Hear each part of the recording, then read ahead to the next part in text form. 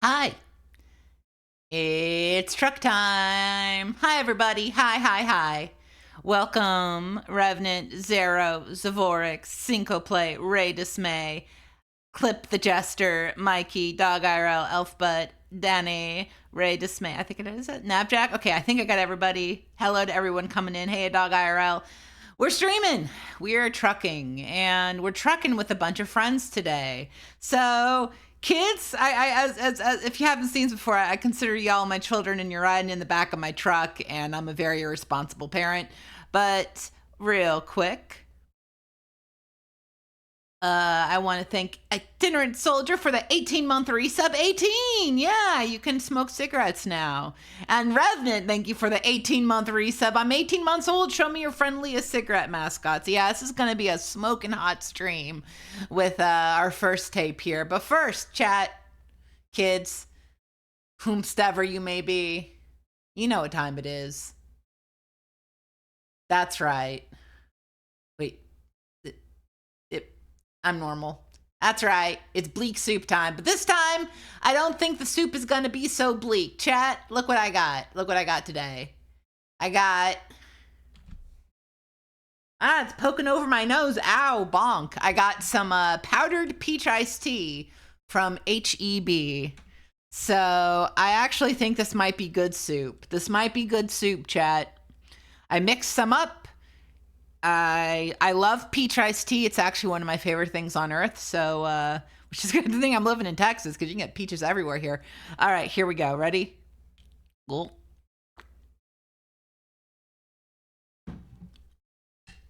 Chat, I regret to inform you that is amazing. Wow, that is one of the best drinks I've ever had on stream. Holy moly. It's sugar-free, but it tastes good. It tastes like a nice sugar-free peach iced tea. This is amazing. This HEB, what the fuck? This was less than $2. This is really good. This is some good soup. This is a really good soup. This is not bleak. This is quite delicious. What the fuck? Sorry, I figured it'd be a little weak, but this is... I have had so many shitty peach iced teas lately. It's amazing to get a sugar-free peach iced tea that actually tastes good. This is... Damn. Yeah, it reminds me of Crystal Light and that it actually tastes good. That's... I don't know what to do with myself. I really like that. What the fuck? It's good. The peach... Oh my god. Oh my god, yes, I've been drinking naught but broth of bean, and now I've got broth of peach, and it's really good. All right, folks, we gotta get started. We gotta get trucking. And now that I've got you all in the back of my truck, securely, squared away, get a blanket, get a snack, we're going to be trucking and listening to cassettes. The theme for these cassettes are audio cassettes. These audio cassettes, of course, they're all audio cassettes. They are cassette albums, and they are music. We do have a boomerang at the end of the stream because it's tradition, and that one's not music. But we've got 3 albums today, so 3 music albums. So get hyped for that. First off, I regret to inform you that the good folks at RJR Reynolds Tobacco in the 90s were like, you know what? You know this Joe Camel guy? He needs friends. So they created a bunch of cigarette mascots to sponsor their other cigarettes. So they had Max, the wide camel, the camel looked like he was in the Blues Brothers, and Max was there to promote Camel Wides. We've got Busta, who was promoting ultralights and menthols. We've got Floyd, who was just doing, I think, regular lights, and he plays drums, by the way. And no, Eddie plays drums, I'm sorry. Floyd plays sax, and I think he was regular lights or maybe special lights. So yeah, there is a Joe Camel verse, and these camels formed a blues band called the Hard Pack, and they made an album full of Joe Camel themed songs and cigarette songs in general. So do you want to hear the Do you want to hear Meet the Hard Pack? Because you're not going to believe Meet the Hard Pack. So again, we've got Max of Camel Wides on harmonica, Busta of Menthols and Ultralights on guitar, Floyd of, I think, Regular Lights on sax, and Eddie with Special Lights on drums. I'm not kidding. It's time to meet the Hard Pack.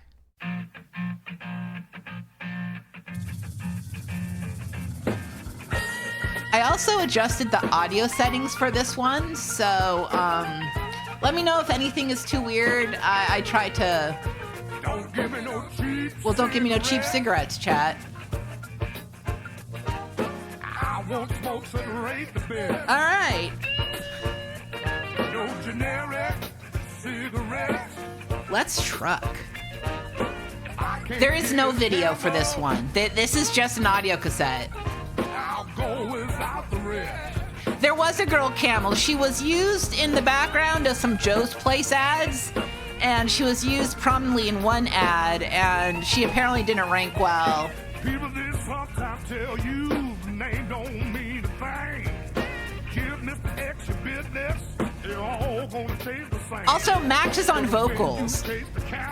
Technically, Joe is supposed to be on vocals, but this is Max, and they say at the end of the album that it's Max on Camels. Yeah, people didn't like the lady Camel. She freaked them out. They wanted a really gay Camel. Hey, Dark Max. No generic cigarettes. And again, I adjusted the audio a bit, so you may hear a bit more road noise. If my road noise and my mic isn't good, just let me know. Because again, I just kind of fix this a bit before the stream. The problem with this album is it's uploaded a few times, but I can't find any info on who sang in it, not even on Discogs. Those cheap butts ain't no way to prove. So if you can get a Camel, why go for something else? You got the right to choose. So always choose. You got the right to choose, says Max the Camel of Camel Wides, which are the funniest cigarettes in the world. To me, they just made a wider cigarette for no fucking reason.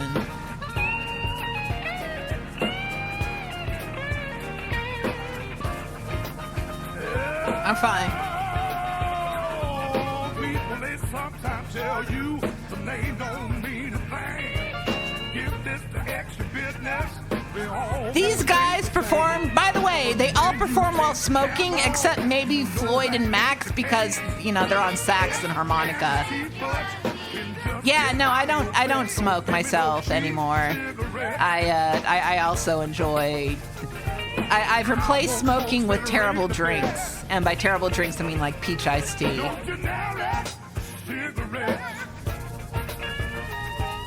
I can't get a Camel, I'll do without the rest. Yeah, like Max, like Max and Floyd, you know, they're too busy on the woodwind, so they're not the woodwinds. Harmonica's not a woodwind, but they're too busy blowing to smoke. But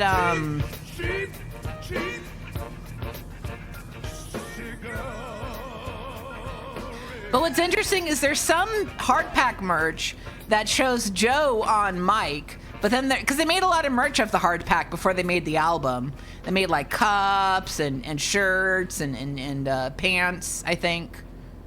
They made a lot of shorts. Max has a buddy who also smokes Camel Wides with him, but I don't know if that character has a name. You'll see him in Camel Wides ads.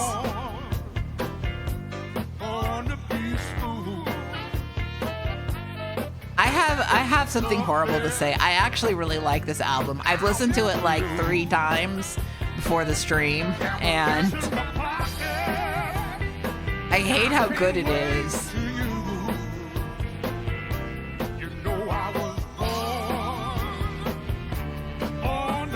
I think my driving is worse today, which is pretty good.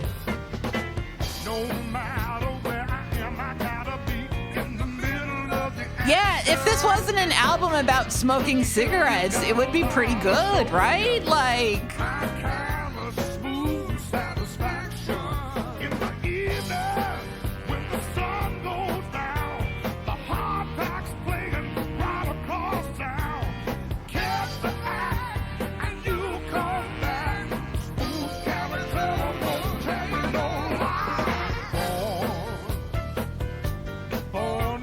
also, sometimes Joe plays piano, so Joe Camel might technically be playing piano on this. Yeah, this is... Don't smoke. Don't listen to Joe Camel. He's a dickhead.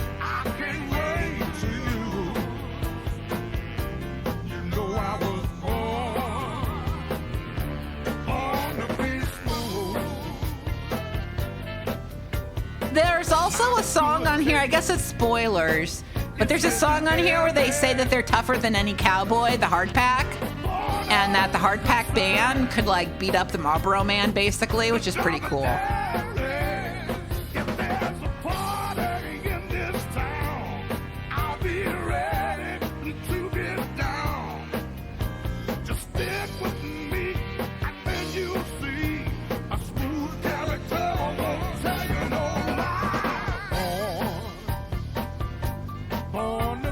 But I wish it was Joe Camel singing, technically, because I would like to hear what he sounds like.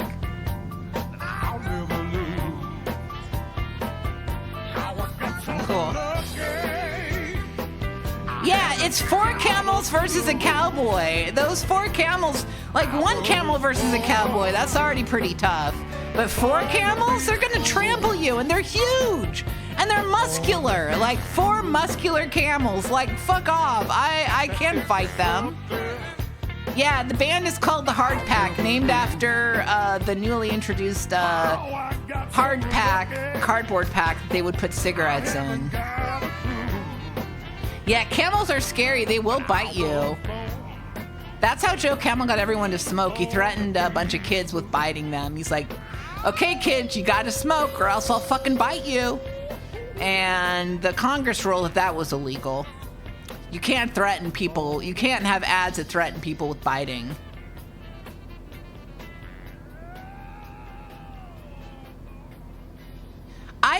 I'm staying in the normal lane. It's okay. I'm not a bad driver.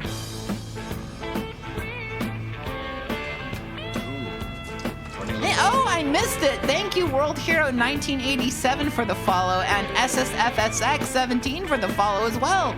Thank you so much. I am driving really bad today. I don't know what's up.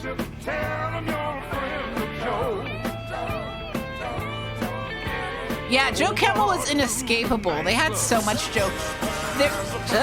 There's so much Joe Camel merch out there. Like, I was thinking about doing a special about Joe Camel, but like, I don't know. There's a lot of Hard Pack merch, Joe Camel merch.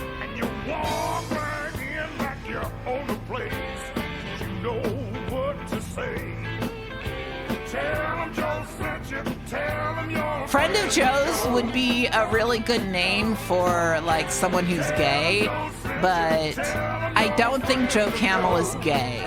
I don't think he's straight either, nor ace. I think that he just is like, if they put evil into a guy, and that's him.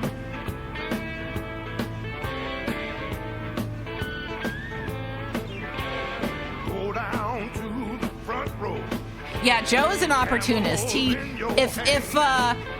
would be both gay and straight as long as it would get people to smoke. Yeah, Joe's gender is cigarette.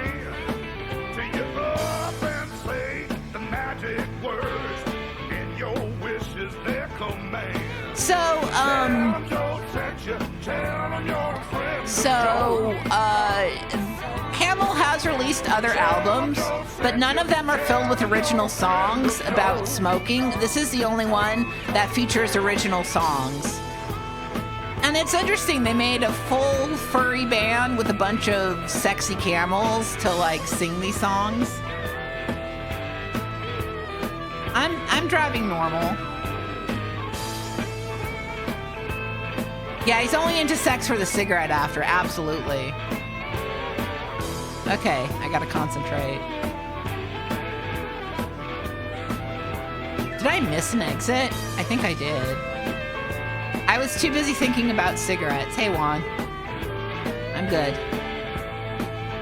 Ooh, I need to refill on gas. I'm getting low. When the show is over, backstage fun begins. Ew. All the folks, they want to party.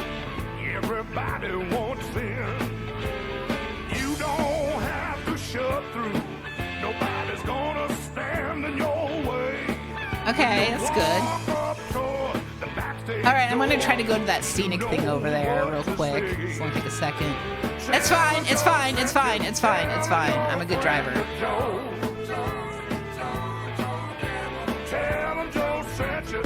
I agree that there should be some sexual Mr. Butts. We're on the same page here. All right, I'm going this way to check out the scenic spot. Oh, no. I'm not adding on 2 hours. I'll find a way to drive the wrong way here.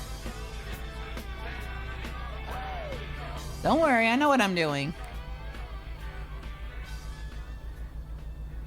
Welcome, Bad Idea. Yeah. Man, I wish there was Joe Camel Mr. Butts pornography, but unfortunately. All right.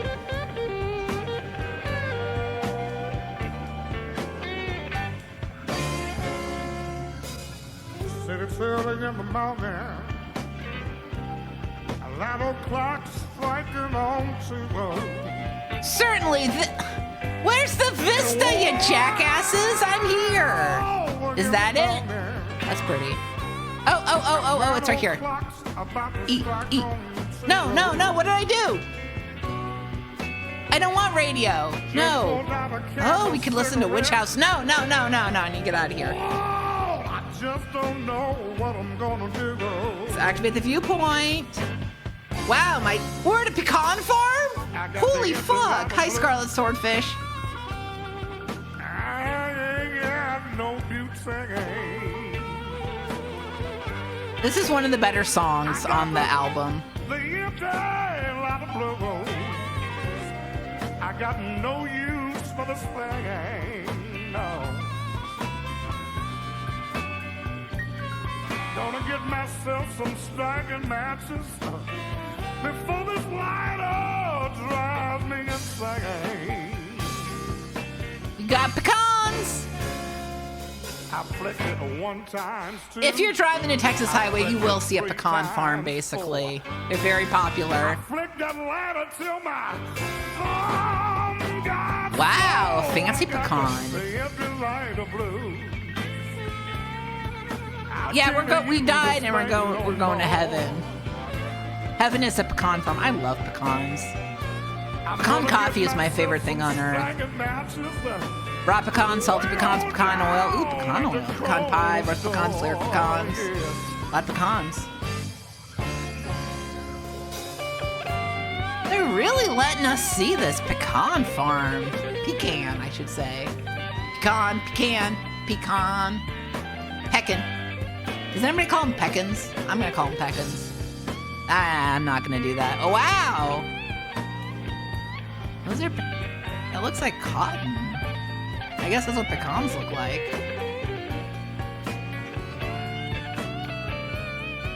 Okay, good. Nice.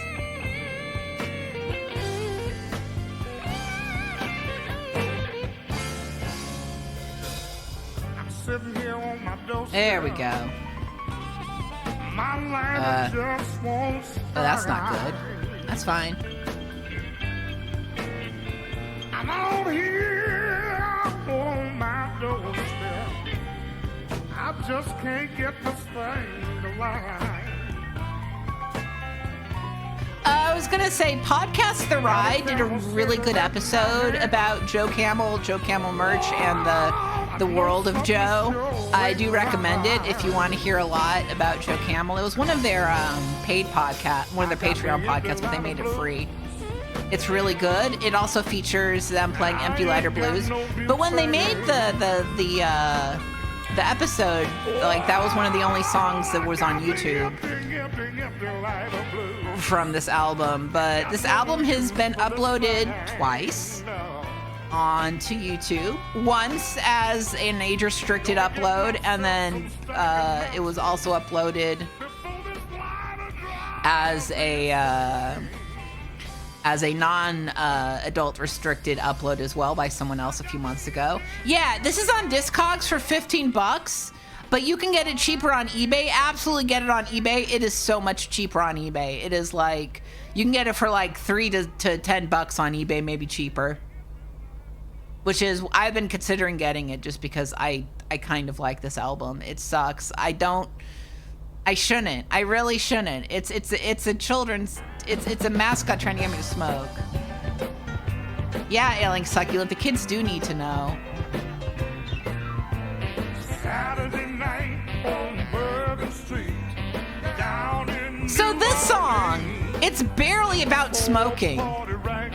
You're like, where's the smoking? You're like, okay, this is gonna be a song without smoking. You're like, okay.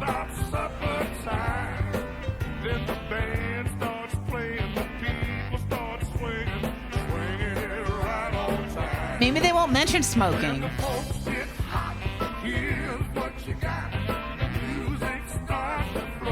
Okay. Oh, there's the smoking. They're smoking a pack of Camels. Okay. This seems like another sad case of people killing each other. I bet Joe Camel has an amazing kill count if you think about it. Like, it's not, you know, it's a slow burn, literally, but he has an amazing kill count.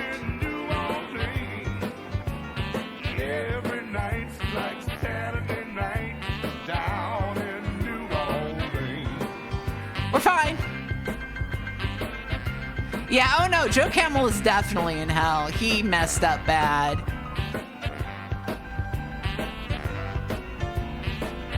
I mean, you could, oh, the Hardpack US tour jacket, how much is it?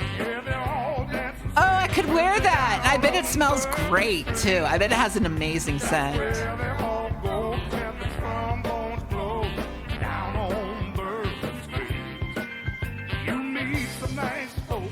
I bet Dexter would have killed Joe Camel.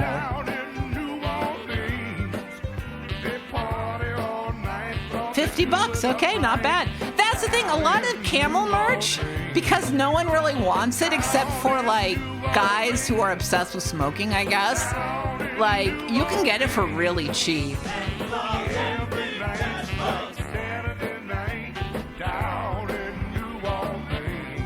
Okay, it's green. So yeah, this song barely mentions smoking, but they definitely smoke a pack of Camels. Vociferat, that plays, you redeemed a theme. It may have been drowned out by the music that goes teeth and claws and big fat paws. Something that I love. Yeah, Camel Cash, unfortunately, is... I'm amazed Camel hasn't done a meme coin or something at this point, like Camel Coin. Alright. Just gotta make this turn, and we're golden. I want to say Camel Cash was invented before Marlboro Miles. Let's sort in a hurry. Excellent! You'll love to hear it.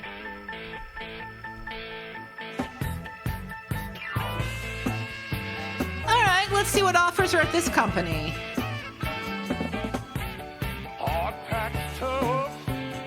Hardpack's tough. Okay, let's go through New Mexico. What are we hauling? Used packaging. This is delightful. Let's take the job. Ain't no denying Hardpack show is tough.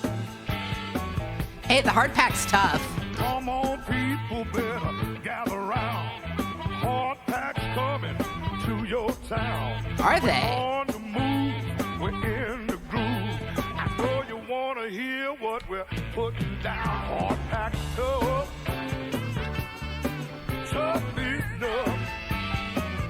Fuck this. I'm going this way. Hard packs tough, Hard Pack's tough. tough enough. Marlboro Miles was a rewards program where you used points from your cigarette packs to get Marlboro merchandise. You can tell in the past by the look on his face. No this one's way. ever gonna take our place. I'm telling you, cowboy, you better step aside. You better run and find yourself a good place to hide. There's a mention of this song doesn't really mention smoking, but it does mention beating up the, like they said, beating up the Marlboro Man, which honestly is impressive.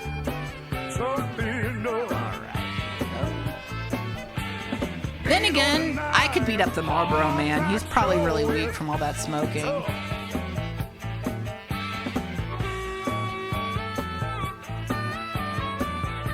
What happened to the job I took? Wait. What?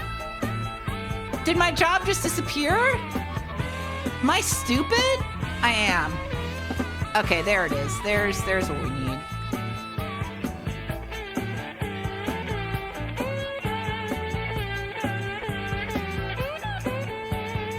There it is. Okay, I'm just stupid. I had my dad used to smoke Marlboros until it gave him a heart attack, and then he just quit cold turkey. So shout out to Dad. But we had he smoked like a pack a day, so we had so much Marlboro Miles merch. Look out, Jack, that's a natural fact. I'm telling you all you need to know. I said move over, baby, 'cause we ain't slow. Hard packed tough.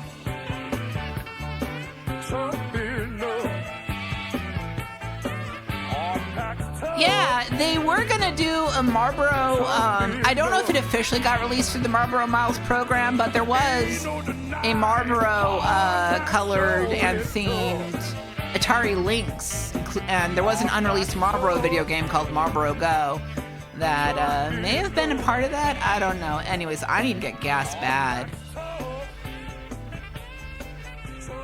It does sound like a pickup truck commercial.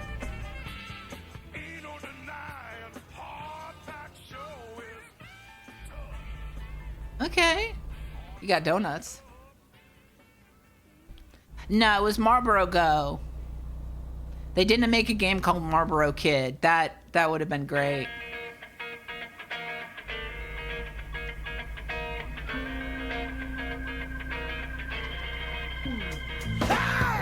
Hey! What the hell, dude?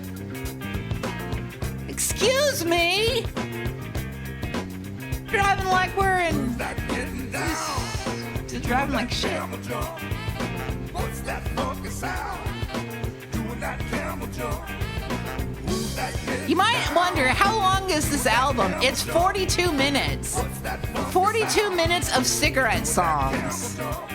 It's the hottest dance in town. Get ready to move your feet. And is this song about cigarettes too? The rhythm of the beat. I said, get on up, do the camel jump, get the move, camel groove. Everybody make a line, hop aboard the train. Okay. Woman in camel time, let's make us play big change. Who's that getting down, doing that camel Yeah, jump, they still do online rewards programs for cigarettes, if I recall. doing that camel jump. Move your body up and down. No. All over the place. No, I won't. Feet up off the ground. Don't you fall flat on your face. I said, get on up. Do the camel Yeah, we are cigarette James Brown. Get the move. Camel groove.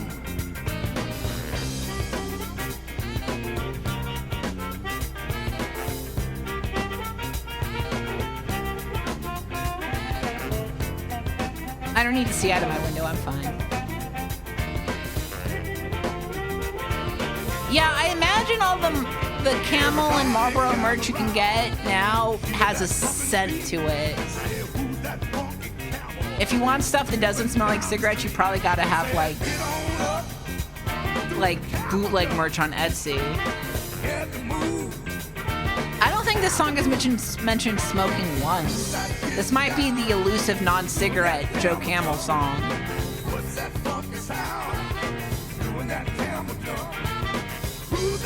Okay, Alex, you gotta drive on the road.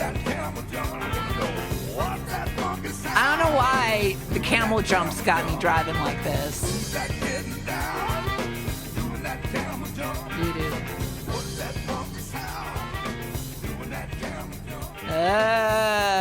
We're good. We're fine. We're driving normal. Let's hear it for Jimmy Thud Truck.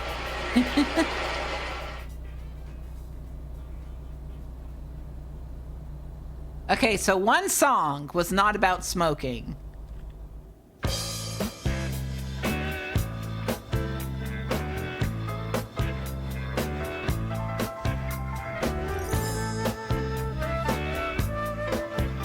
Okay, who's on flute though?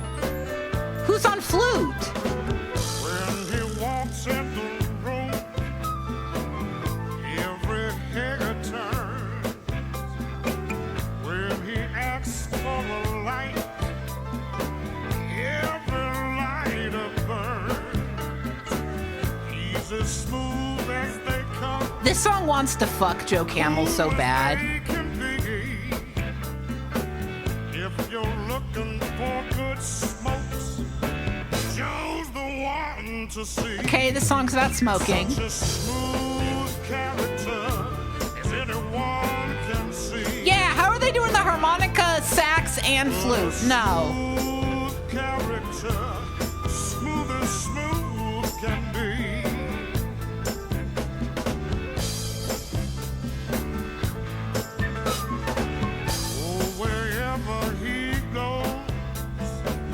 I wish I knew what session musicians actually played on this because it's not. They can tell in the glance.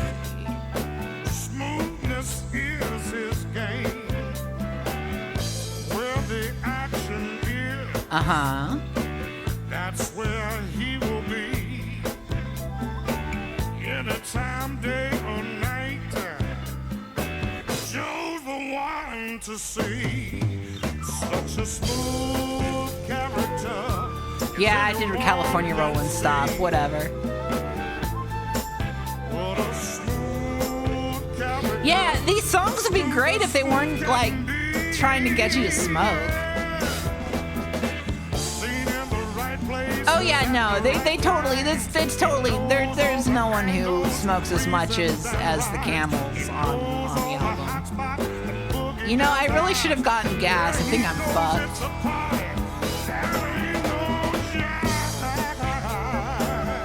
That's the thing. Someone had to have, written these songs. Did they just write them and add cigarette lyrics? It seems like they could have. Alright, if you see a gas station, let me know. I'm too entranced by the cigarette music to pay attention.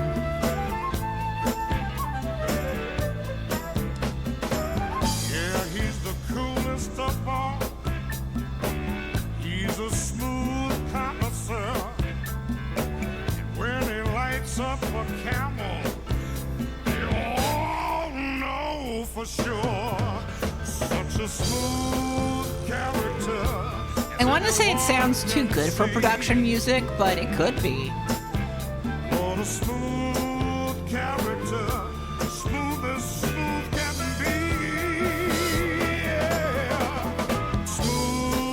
Yeah. Smooth character. As anyone can see. What a smooth character. Yeah, the credits list really is just like RJ Reynolds did it. You don't need to know who else was on this. A smooth character. As anyone can see. What a smooth. Oh, there's a gas station. It's just a rest area. I'm fine. I'm not mad.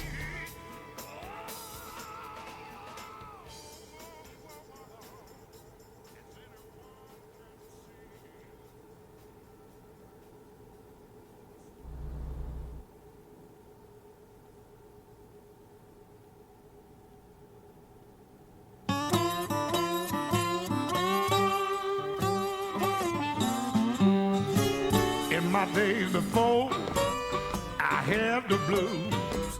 Spent too much money on walking shoes. Now I'm so glad that time is gone. I used to have to walk a mile. All right, this song is a reference to the old Camel ads from the 70s that said, I would walk a mile for a camel. Convenience stores on nearly every street. Don't have no more cars or bunions. I used to have to walk a mile.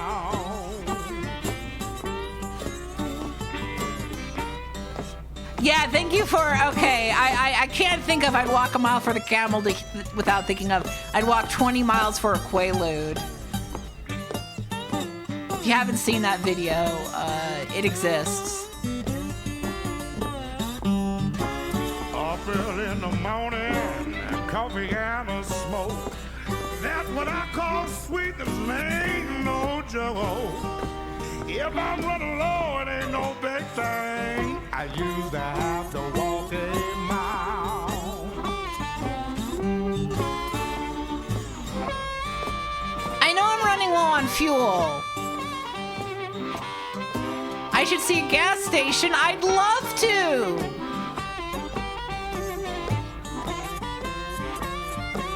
Tiger Cat, yes. This is an album by the fictional blues jazz band, the Hard Pack, who are a bunch of Joe Camel's friends. They are also camels. I'm so glad that time is gone. I'm fucked, guys. There is no gas station. I should have filled up, but now we're in the middle of nowhere. I'm screwed. They all have the dick faces like Joe Camel, don't worry. I walk a mile for the camel through the desert sand. You just did a song about walking a mile for a camel.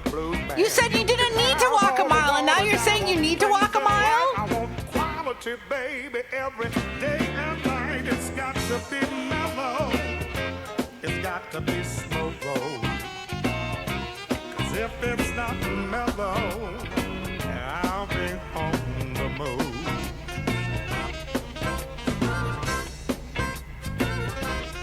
So do we walk a mile? Do we not walk a mile? What's going on here, Max? From the freeway down to the country mile. I don't want second best. Max is the vocalist for the Hard Pack, if you're just tuning in.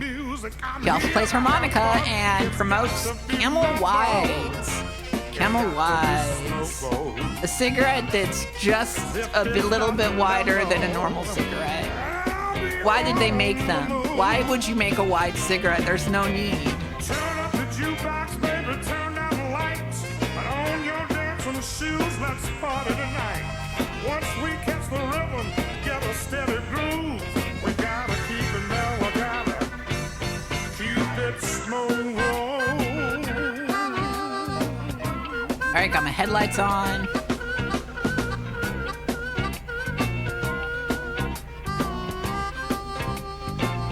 No, a cigar is a type of wide cigarette, yes.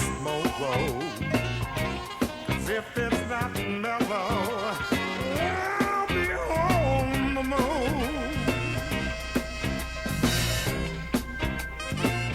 All right, 1 second, folks. I just gotta... I'm gonna go see if I can't find a thing here real quick. You can have all the water down on things in life. I want quality, baby, every day and night. It's got Okay, to be let's mellow. see. It's got to be smoke roll. All right, let's check the map. And let's find us a gas station. Oh my god, I'm fucked. Okay. Here. Can I make it? Can I make it? I don't know if I can. It's got to be smoke roll.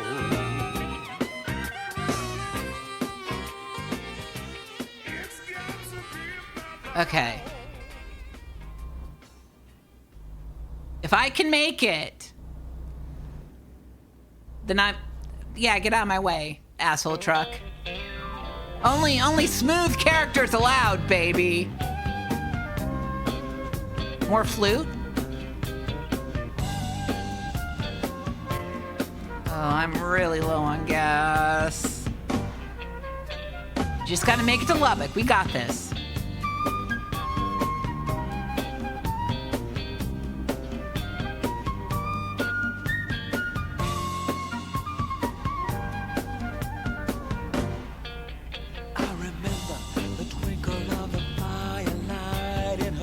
Who is this?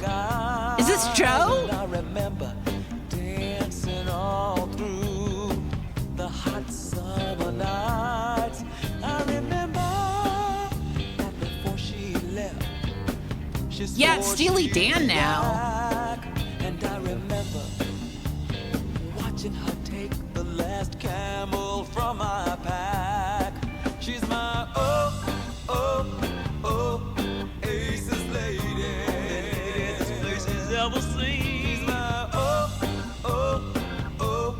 aces lady. Turns out it was just a dream. She was my Who is singing on this one? It's not Max, clearly.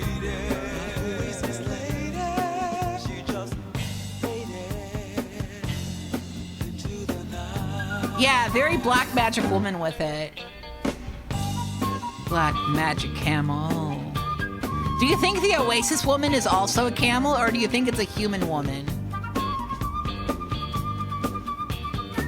Oh my god, we made it to Lubbock. Chat, I might make it, kids. Was it really just a dream, or was it reality? Hey, yo, what's that Ferris wheel doing in Lubbock? I know Lubbock had a Ferris wheel. Do I need to go to Lubbock? With the last camel in my pack. And the funny thing was, all she had to do was ask. She's my aces lady. Okay, we're making it. In my bed. Aces lady. She was my So is she real or not? aces lady. She just faded into the night. All right. Is she real? Is she fake? Did she really take a cigarette, or are you just like... There's so many questions that he doesn't answer about the Oasis lady. Yeah, I'm running a red light. It's fine. What if this is a lady camel and they're singing about another lady camel? That's what I'm assuming. This is a lesbian ode to smoking. All right.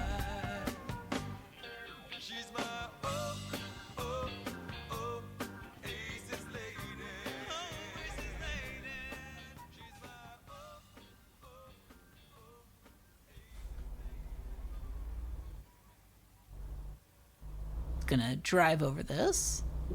It's fine.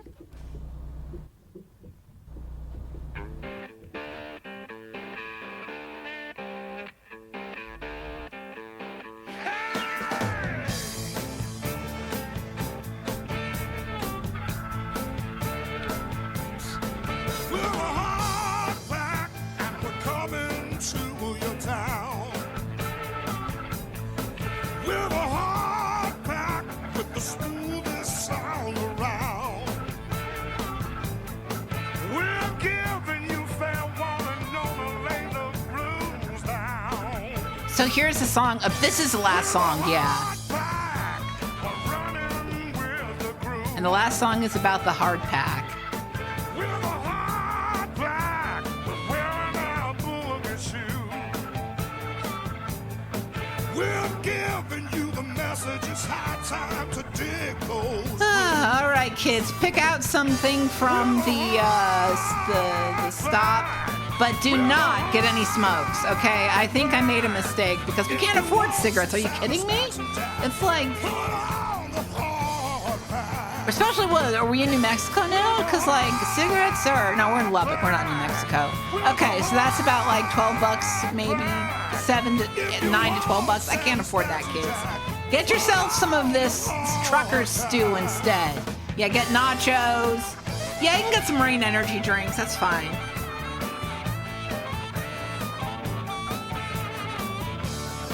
All right. I've had more of that sweet tea. You can't get Zin or Snooze or whatever those things are. No tobacco. I'm sorry, kids.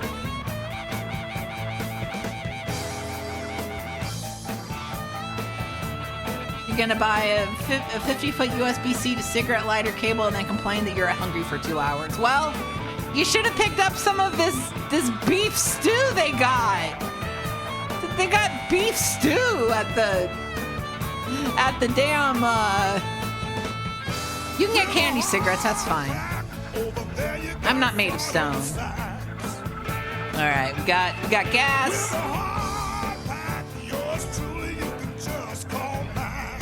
Okay, they're introducing themselves. Max.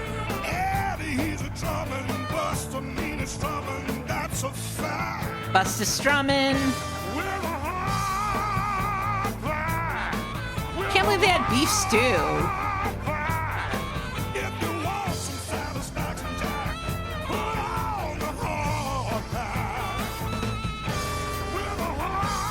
They're the hard pack, chat.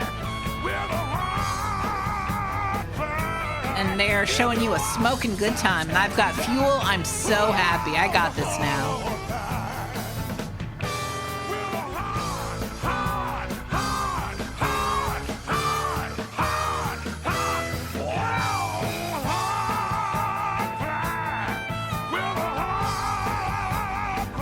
Good Lord, they just go.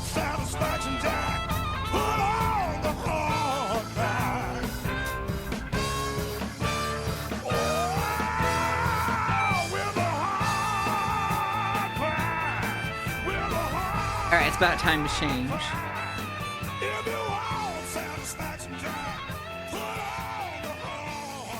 Chat. I need to deprogram you. I need to deprogram you from smoking. So I've got another talking animal here to teach you about the dangers of drugs. Folks, it's time for McGruff's Smart Kids album. If you've never heard this one before, you are in for a treat. But yeah, this should help. This should help to program you all. There we go. McGruff here. I want you to learn a song. Let's hear it for Jimmy the Truck. Users are losers, and losers are users. So don't use drugs, don't use drugs. Winners don't use, and users don't win. So don't use drugs, don't use drugs. If you know a user even part of the time, tell them to quit, take a bite out of crime. Users are losers, and losers are users. So don't use drugs, don't use drugs. Okay, everybody. If you know a user even part of the time, tell them to quit, take a bite out of crime. Users are losers, and losers are users. So don't use drugs, don't use drugs. Nice going. Now teach it to your mom and dad and brothers and sisters and friends to help take a bite out of crime. Don't use drugs. All right, what else you got? Oh, this is different. You hear it across the nation. Just say no. The way to resist temptation. Just say no. Refuse what they try to sell you. Just say no. Turn this up a little bit. Don't fall for the lies they tell you. That's a little too loud. Just say no. There we go. That's better. You've got some courage to show. Run the red light. Don't worry about it. No, no, no. And let your self-respect grow. You're not going to believe how great some of these songs are. Like, I'm not even joking. Some of these songs really kick ass. You'll hear it across the nation. Just say no. The way to resist. Also, if you want to stream this legally, this is the McGruff the Crime Dog people put this on YouTube. and I think other streaming sites with a new introduction from McGruff. Tell you, just say no.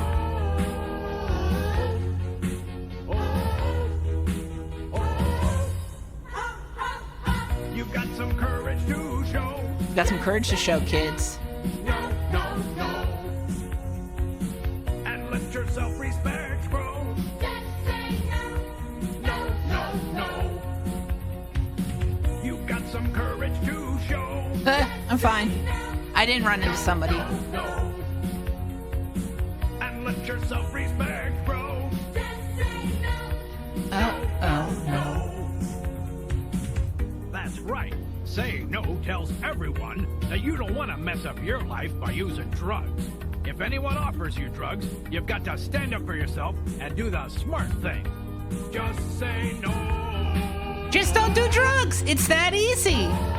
If only everyone just didn't do drugs and just said no. It's very easy. There are no social factors. Just say no. No. And do healthy legal drugs like cigarettes. No, shit. Fuck. I'm supposed to get you to not smoke. No. You got some courage to show. Just say no.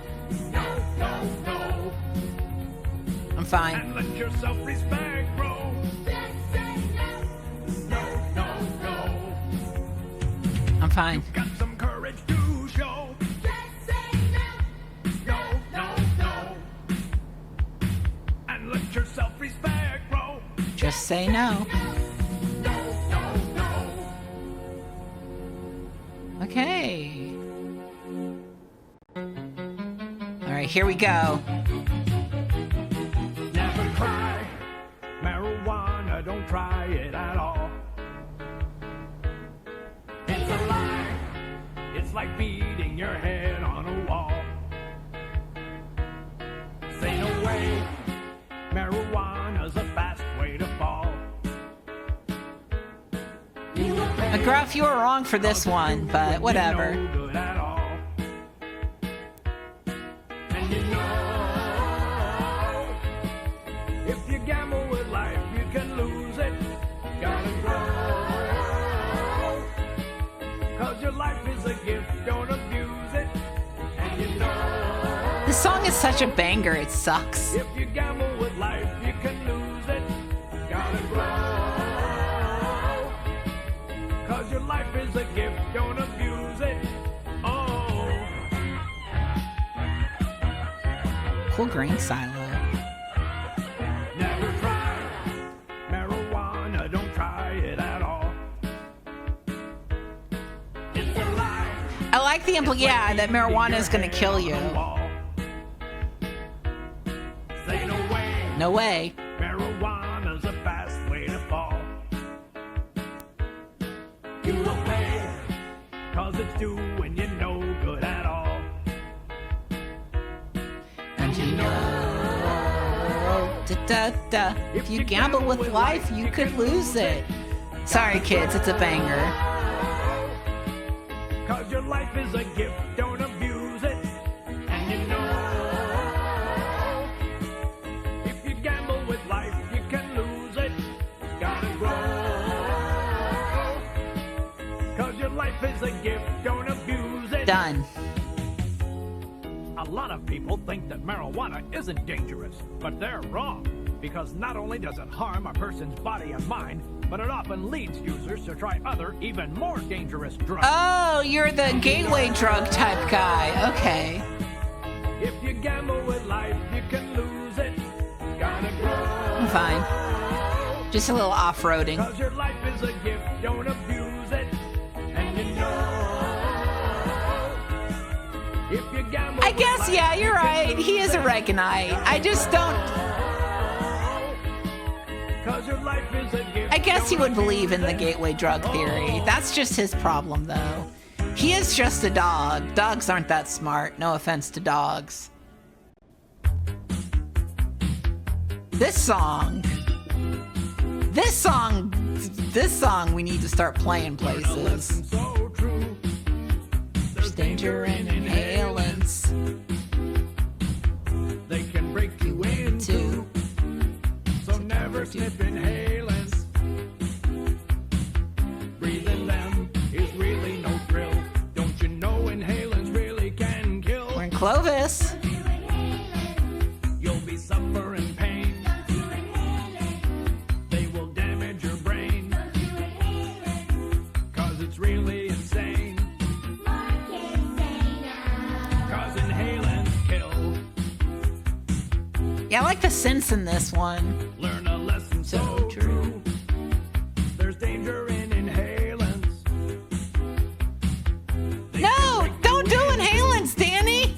So never sniff Inhalants are having a bit of popularity with people at the moment, and that's not good. Don't do them. Inhalants really can kill.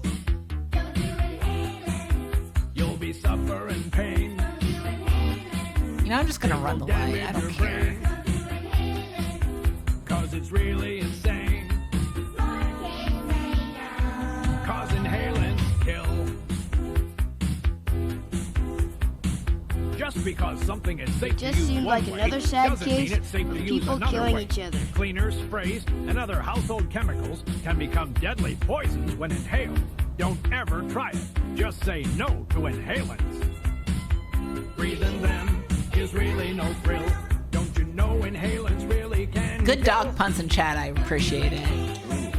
You'll be suffering pain. What the fuck? Damage your brain. What did I hit? Cause it's really insane. What did I hit again? Oh, yeah, that's not good. Kill. Oh, that's a lot of trailer damage. I'm fine. You'll be suffering pain. I'm fine. They will damage I your wasn't brain. doing galaxy gas. I'm fine. Don't worry, you kids, your necks are fine. Nothing bad happens. Cause inhalants Put some tiger kill. balm on it. You'll be good. Don't do inhalants. Don't do inhalants. You're fine. Whiplash is imaginary. God damn it. Why am I driving so bad today? Oh, I love this song. You never guess what the drug is. Using crack and cocaine to get high. That's what you say you love. Who is saying But this? it's really insane. You could die. What are you thinking of? Cause nobody's needing that crack. I don't and see where I park cocaine. here, so I'm There's just gonna terrible leave. trouble behind it. And sooner or later you're burning your brain, making a mess of This your is such the most, like- mind. This is such a do crack. Do, we're doing crack. Don't do crack. It's like Barney singing an anti-crack song. In your greed, that's all you care about. Jesus, he's so mean But about your crack life is a joke, users. and you need someone to help you out. Cause nobody's needing that crack and cocaine. There's terrible trouble behind it.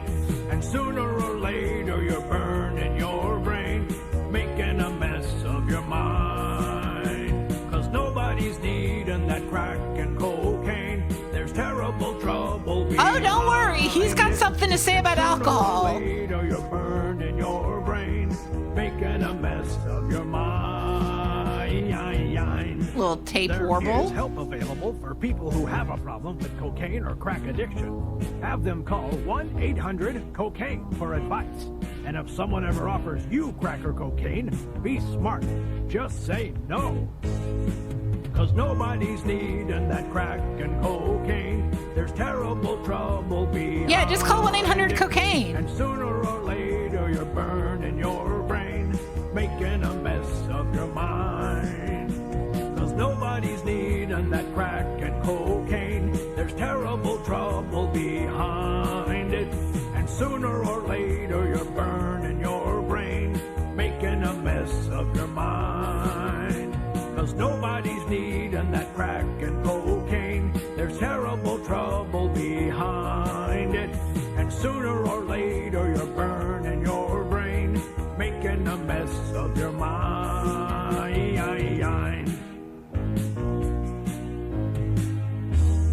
All right, next up is Alcohol, which is one of my favorite tracks on the on the album.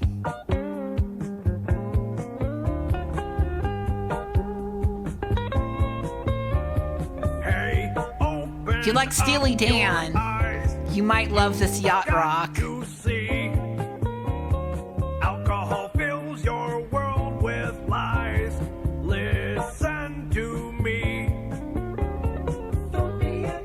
It's no good when you're drinking. It won't show you the way. Hey, you'd better start thinking. Being straight is okay. Excuse So me? very nice. I didn't know that was part of the equation, McGruff. Cause you will have to pay a price.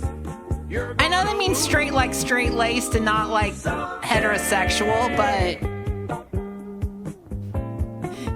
Sorry, I'm just thinking of McGruff's a horrible, like, hetero pride, straight pride parade. You believe when they Ooh, I drove by the Billy the Kid Museum. Cool. I kind of want to go there. fall for what they say. Let me repeat. Can't you see it can hurt you? Getting drunk for a thrill. Real friends won't desert you. Don't you know it can kill? It seems so very nice. But you'd best be looking twice. Uh-huh. Cause you will have to pay a price. You're gonna lose someday. It's no good when you're drinking. It won't show you the way. Hey, you'd better start thinking. Being straight is okay. You know, you talk so much about how being straight is okay, it makes me think twice about your sexuality, McGruff.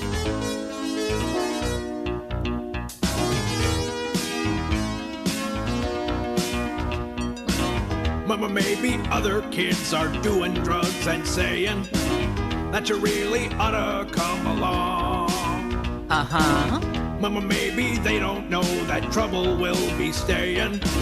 So you know you ought to sing this song. Okay, what's the song? Just say no. Just say no. Just say no. Just say no. Just say no.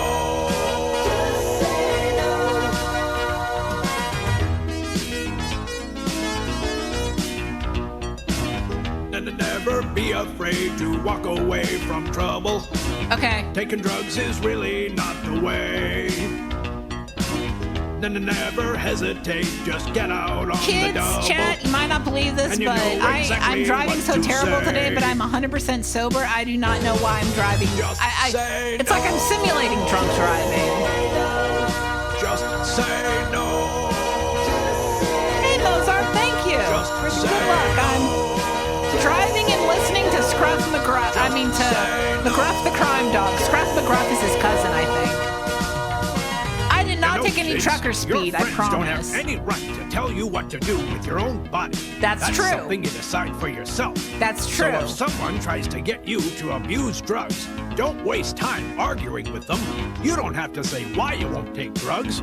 Just say no. Okay. Just say no. Just say no. Just say no. Just say no. Just say no. Just say no, kids. Just say no. Just say no. Just say no. All right. Just say no.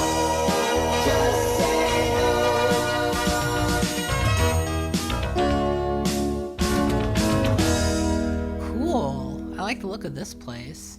Bye. This song's called Smart Kids.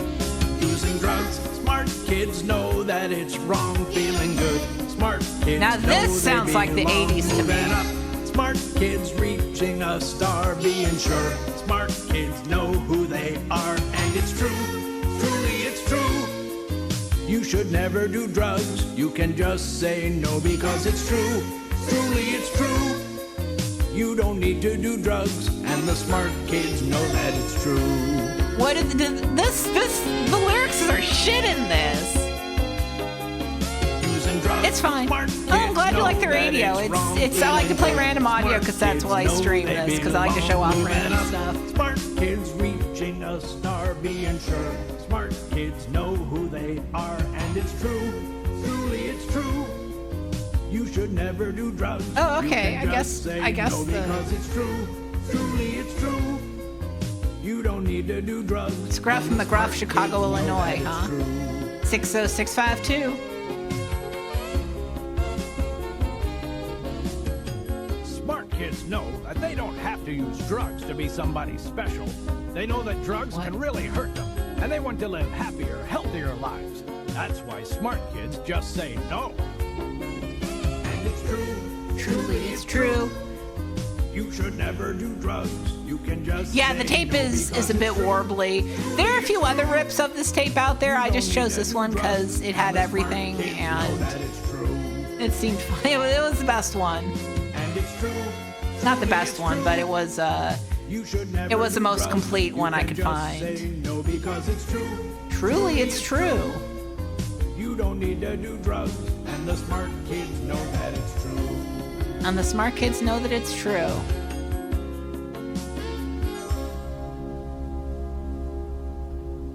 All right, we got 3 more songs left on this album. It says "Make Your Body Last," which has the sleaziest sax. When some kids, other kids, are taking drugs and want you to play. Say no. Today, if you care, really care about what goes inside you, you'll say, no way, 'cause it's your body. You've got to make it last. It's your body. Treat it right, 'cause it's your body. Oh, thank you for the follow, Mozart. Appreciate it. Right. When some kids, other kids, are taking drugs and want you to play. Today, if you care, really care. I just want to know what kids are like inside you, you'll say, offering you cocaine and crack. Like, no offense, where are these kids getting the pipes for this? your body, treat it right. 'Cause it's your body. You've got to make it last. It's your body. Treat it right. Just think, in all the world, there's only one you. And anything you ever do will be done in your body. Since bodies are Yeah, made to last a this- good long time, don't hurt yours by putting drugs in I it. assume Just some of you say are no. lighting up a fat doobie as you listen to this. One of those places where they legalized fat doobies. Ooh, I want to see something. About what goes inside All right, you, I'm you'll taking a say, break to look at the Vista. Oh, tape got fixed. body, you've got to make it last. It's your body. Treat it right. 'Cause it's your body. You've got to make it last. It's your body. Treat it right. 'Cause it's your body. You've got to make it last. It's your body. Treat it right. 'Cause it's your body. You've got to make it last. It's your body. Treat it right. 'Cause it's your body. You've got to make it last. It's your body. Treat it right. 'Cause it's All your right, another Vista. body. It's dark. Make it last. It's your body. Treat it right. Treat it right. Treat it right. No, this wasn't part of Dare. This was actually before Dare. This is from 1986. This is McGruff the Crime Dog and anti-crime mascot singing an anti-drug album called Smart Kids.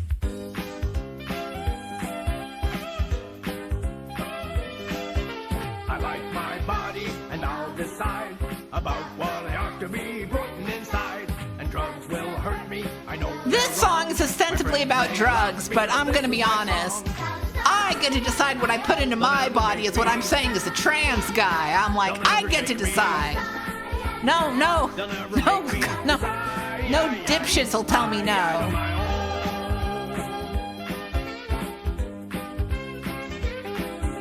I like my body and I'll decide Pretty rest what stop. I ought to be putting inside. And drugs will hurt me, I know they're wrong. My friends Can't may stop laugh me at from but this taking is my tea. song. They'll never make me. I do put Jocko and Unwell in my body. Listen, it's normal. I put HEB peach tea in my body today. It's okay. Okay, we're out. You know, it's always a good idea to make your own decisions. So if your friends No ever shit. try to talk you into doing something you know can hurt you, like using drugs, decide on your own. Say no thanks. They'll never make me. They'll never shake me. They'll never make me. They'll never shake me. Decide on my own. Yes, I'll decide on my own. Yes, I'll decide on my own. Yes, I'll decide. It's fine. It's fine. I'm driving fine. on my own. Driving. Good sax. And the last one is an amazing song. I think of this song a lot. I know I said Marijuana was my favorite, but this might be my favorite song on the album. And I know that you agree. Agree. It is so very true. You're the best at being you. Really you. Really you. Yeah. Yeah. I like every day. Every day. I can work and I can play. I play. Every day when it's done, I look back on all the fun. Lots of fun. Yes, I'm glad I'm me. Yes, I'm glad I'm me. Because My life is really great. I'm streaming gonna on celebrate. Twitch. Well, I'm glad I'm me.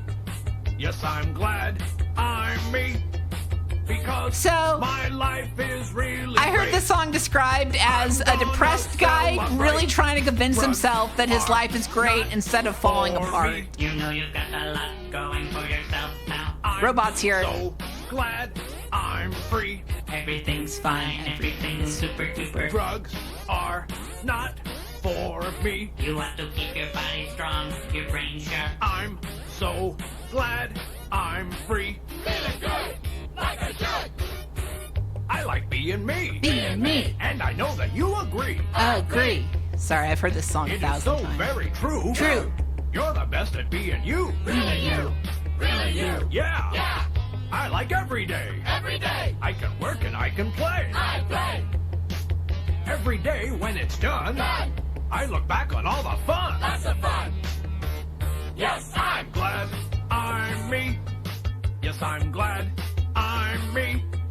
Because I've listened to this song 1,000 times because I like listening to this album, because I've listened to the album 1,000 times. I'm me. Yes, I'm glad. Sometimes you'll just want to throw on my life this is album. really great. I'm gonna celebrate. Yeah, this has that Devo kind of so happy it's wrong feel. I crash, I'm fine. Going for yourself now. Banger, Wastrel, thank you for the 18-month resub. Free. Hey, I'm fine. Everything's super duper. Drugs I am in this song and I don't not like it. Listen. For me. You want to keep your body strong, your brain sharp. Okay, I'm good. So glad I'm free. Feeling good, like I should. I'm so glad I'm me. Yes, I'm glad I'm me. Because my life is really great. I'm gonna celebrate. Well, I'm glad I'm me. Yes, I'm glad. It does sound like you're using an AI. Yeah, you're talking to an AI chatbot to tell you how great your life is. I'm gonna celebrate. Well, I'm glad I'm me. Yes, I'm glad I'm me. Because my life is really great. I'm gonna celebrate.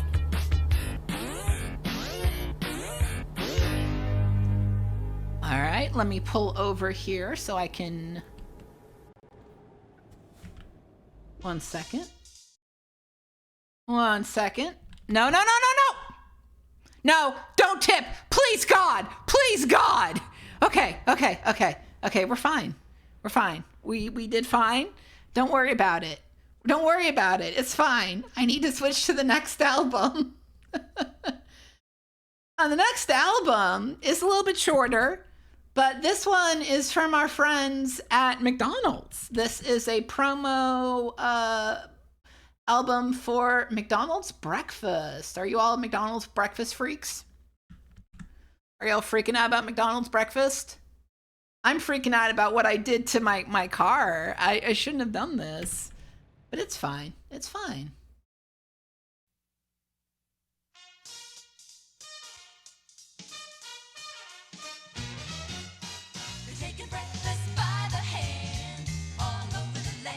Okay, it's fine. See?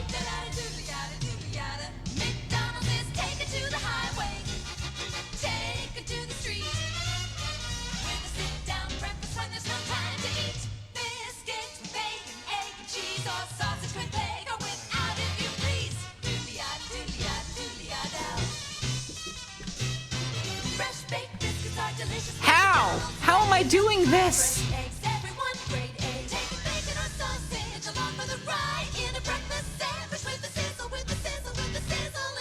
Take breakfast by the hand with a fresh biscuit sandwich, egg McMuffin, or sausage McMuffin with egg.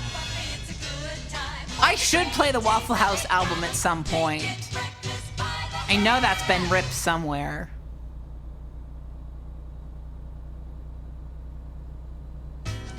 Take breakfast by hand all over the land. What? Taking breakfast. You got breakfast scat. McDonald's understands that you can't slow down on your way downtown. So here are 5 handy reasons to drive through or stop in. So is this the Manhattan Transfer or just people who sound exactly like the Manhattan Transfer? You'll love them a lot. It's a good time for the great taste. Shooby-doo-ba-doo-wow. Hold on, I need to do something real quick. Please don't crash, please don't crash, please don't crash, please don't crash. Okay. I didn't crash. Take breakfast by the hand with McDonald's. I will take breakfast by the hand. Sausage with egg or bacon, egg, and cheese biscuits, plus 2 McMuffin sandwiches. Okay. It's a good time for the great taste, great taste, great taste. Okay, I'm gonna park in the middle of the road, but it's okay. I just have to... Now I can see. What? Did the album stop? Okay. McDonald's has one handy way of starting your day. They do?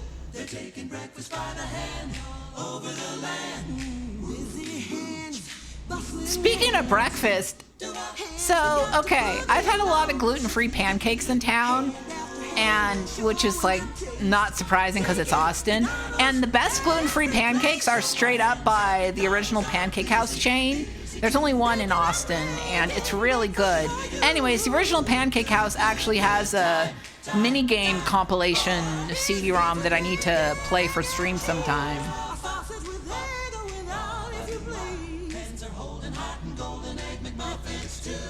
We are not getting handies in the McDonald's drive-thru. Get your We hands are on one of normal McDonald's fresh people. hot breakfast sandwiches. I'm fine.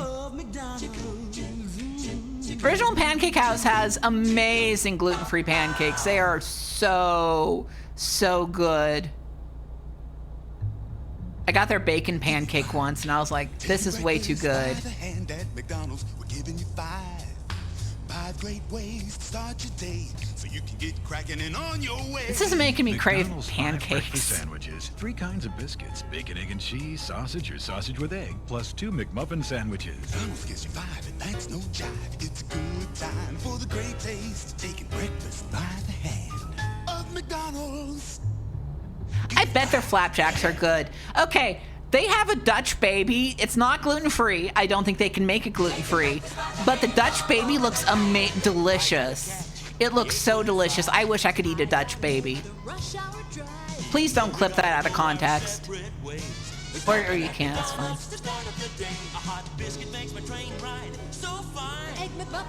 A Dutch baby is a... With a fresh biscuit sandwich, egg McMuffin, Okay, you sausage can McMuffin with egg. clip that out of context if you're from Amsterdam. That's fine. Won't you have an No, a Dutch baby is like it's hard to explain. It's like a pastry pancake filled with apples. Wake up to a fresh. No, I'm not eating real Dutch babies. I'm eating the no, I would never eat a real Dutch baby. Just the breakfast food. Margie Gaynor. Okay, I got a link to a Dutch baby after this, but a Dutch baby, it's like a... I am not going modest proposal mode. Thank you, Vagrant Wastrel, for the link. It's a really, it looks, look at how delicious that looks. Yeah, it's like a stuffed pancake made with apples. It looks so fucking good. Hey, you want milk? Milk, deliciously natural. Hot buttermilk biscuit sandwiches made fresh all morning. All morning?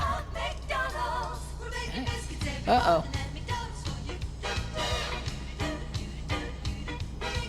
Yeah, it barely looks like a pancake, but it looks delicious. McDonald's fresh biscuit sandwiches. The taste you can't wait to wake up for. You got those can't wait for morning. McDonald's breakfast biscuit blues. You got more blues. You're my biscuit loving man. Oh, yes, I am. I can't wait for morning. McDonald's biscuit sandwich in my hand. I'm fine. I'm driving normal. Okay, we're fine. We're fine. That could have been a disaster, but I turned it around. Cheese, sausage, or sausage with egg. Baby, come on in, baby. I do like my Brenner, my breakfast for dinner.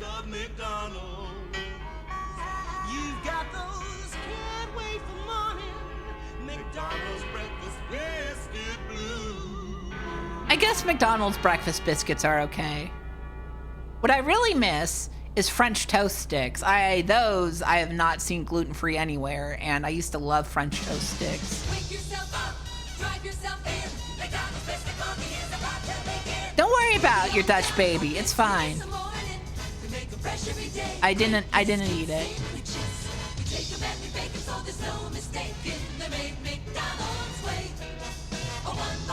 Man, I haven't been to a Golden Corral in a hot minute. Do they still do the chocolate Wonderfall at the Golden Corral?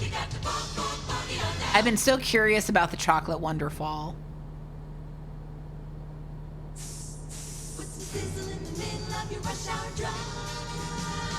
They don't have the chocolate Wonderfall anymore? Ugh, I need a drywall I can punch a hole through. I'm so mad. No, I would never do that. All right, so they were putting stuff in the waterfall they shouldn't have. I figured that's what happened. I figured it was a lot of people dipping their steaks in chocolate and shit. Biscuits and chocolate. Oh, there's a cop. Sorry, I probably should drive better.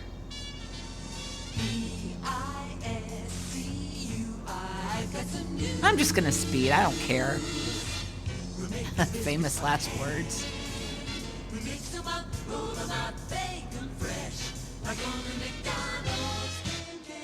Okay, I'll slow down.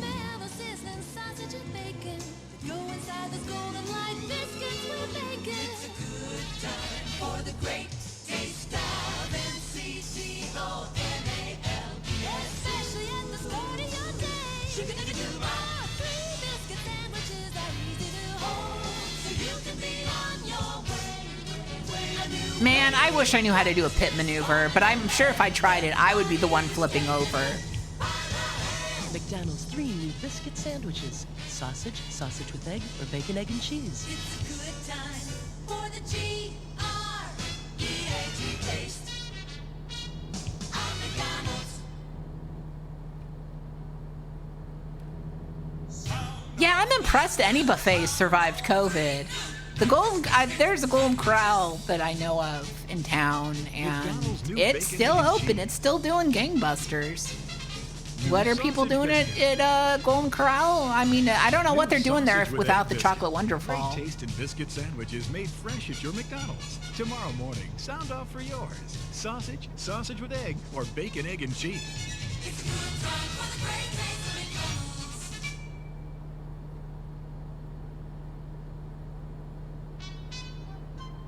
Introducing a new breakfast taste. A new breakfast taste. McDonald's biscuit sandwiches. We're baking hot buttermilk biscuits right here in the spot.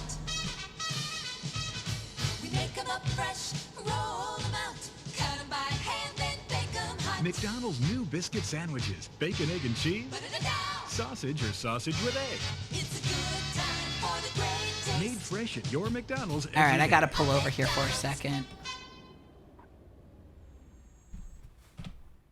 There's a sizzling new sandwich waking up the whole town. There is? Going and this is its sound.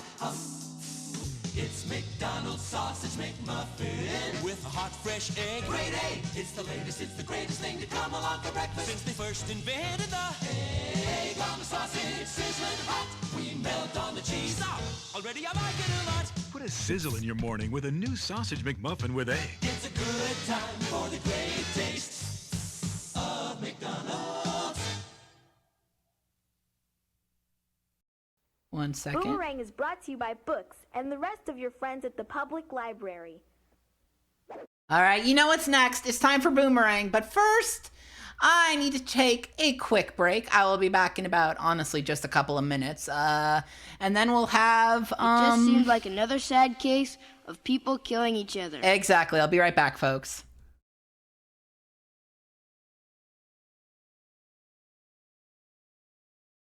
Something about a train that's magic.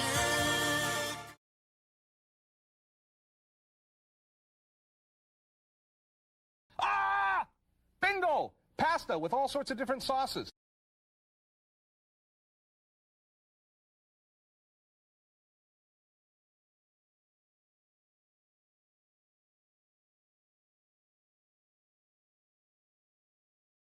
Jester.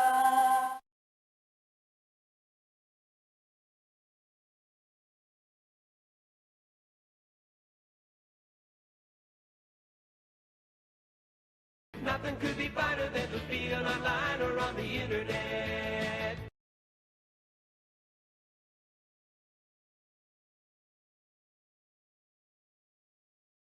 Teeth and claws and big fat paws.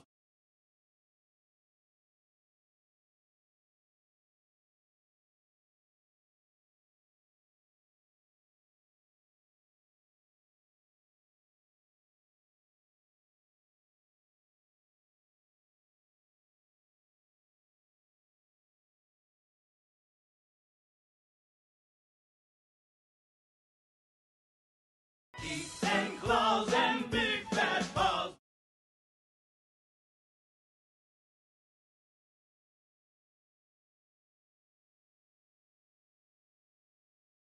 My life is nothing but pain.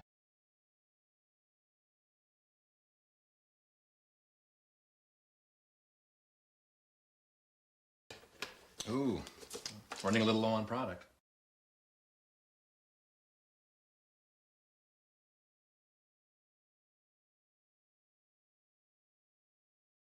My life is nothing but pain.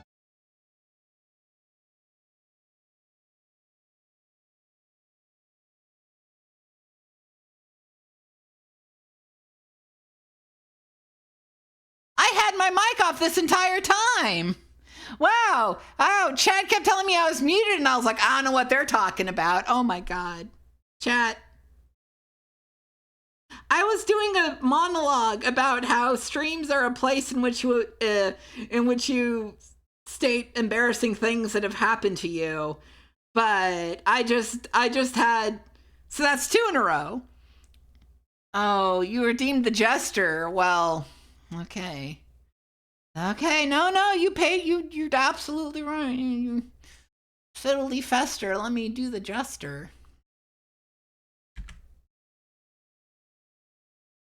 Chat, you would not believe it, but I injured myself on the toilet by farting wrong, and now my hip hurts. Ta-doo!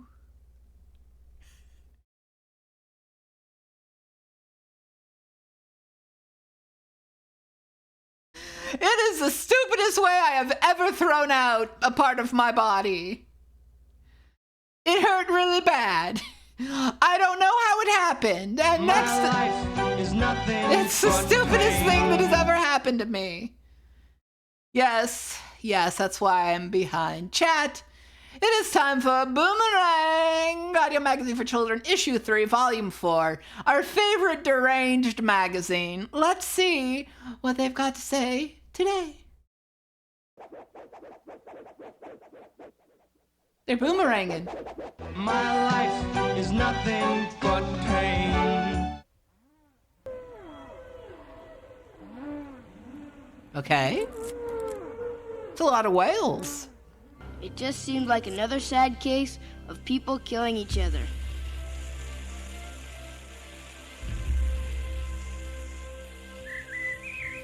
Okay, I think that's loud enough. Let me know if it's too quiet.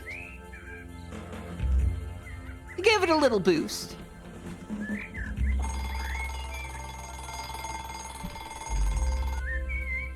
Those whales are a little Silent Hill with it, yes. Okay. Oh, I got one thing to do.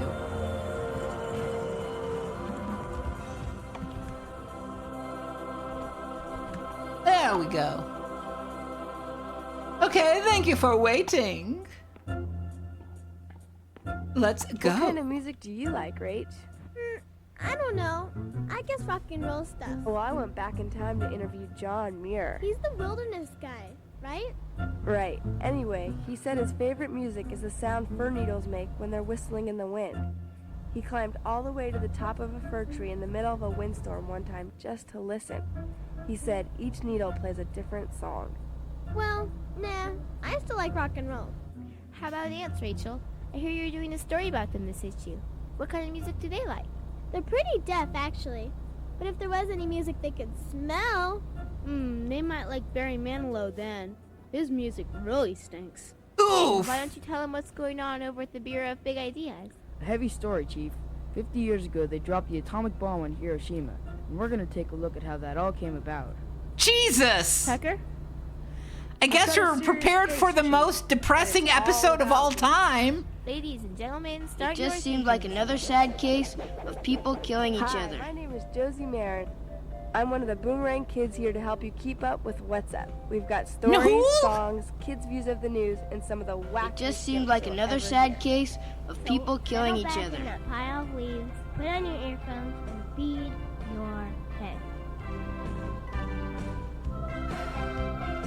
Yeah, from Barry Manilow to Hiroshima, As a young boy in Scotland, John Muir and his friends used to climb among the fenced-off ruins of a 1,000-year-old castle. The boys made dangerous leaps between crumbly peaks and crags that no experienced mountaineer would ever try. A neighbor once warned him he would end up in hell if he continued his sinful ways. That didn't scare John much. He envisioned hell as a deep, sooty pit with stone walls and felt completely confident he could find the proper cracks and toeholds to climb his way out. John and his family moved to Wisconsin a few years later, where his father struggled to clear rugged woods into farmland.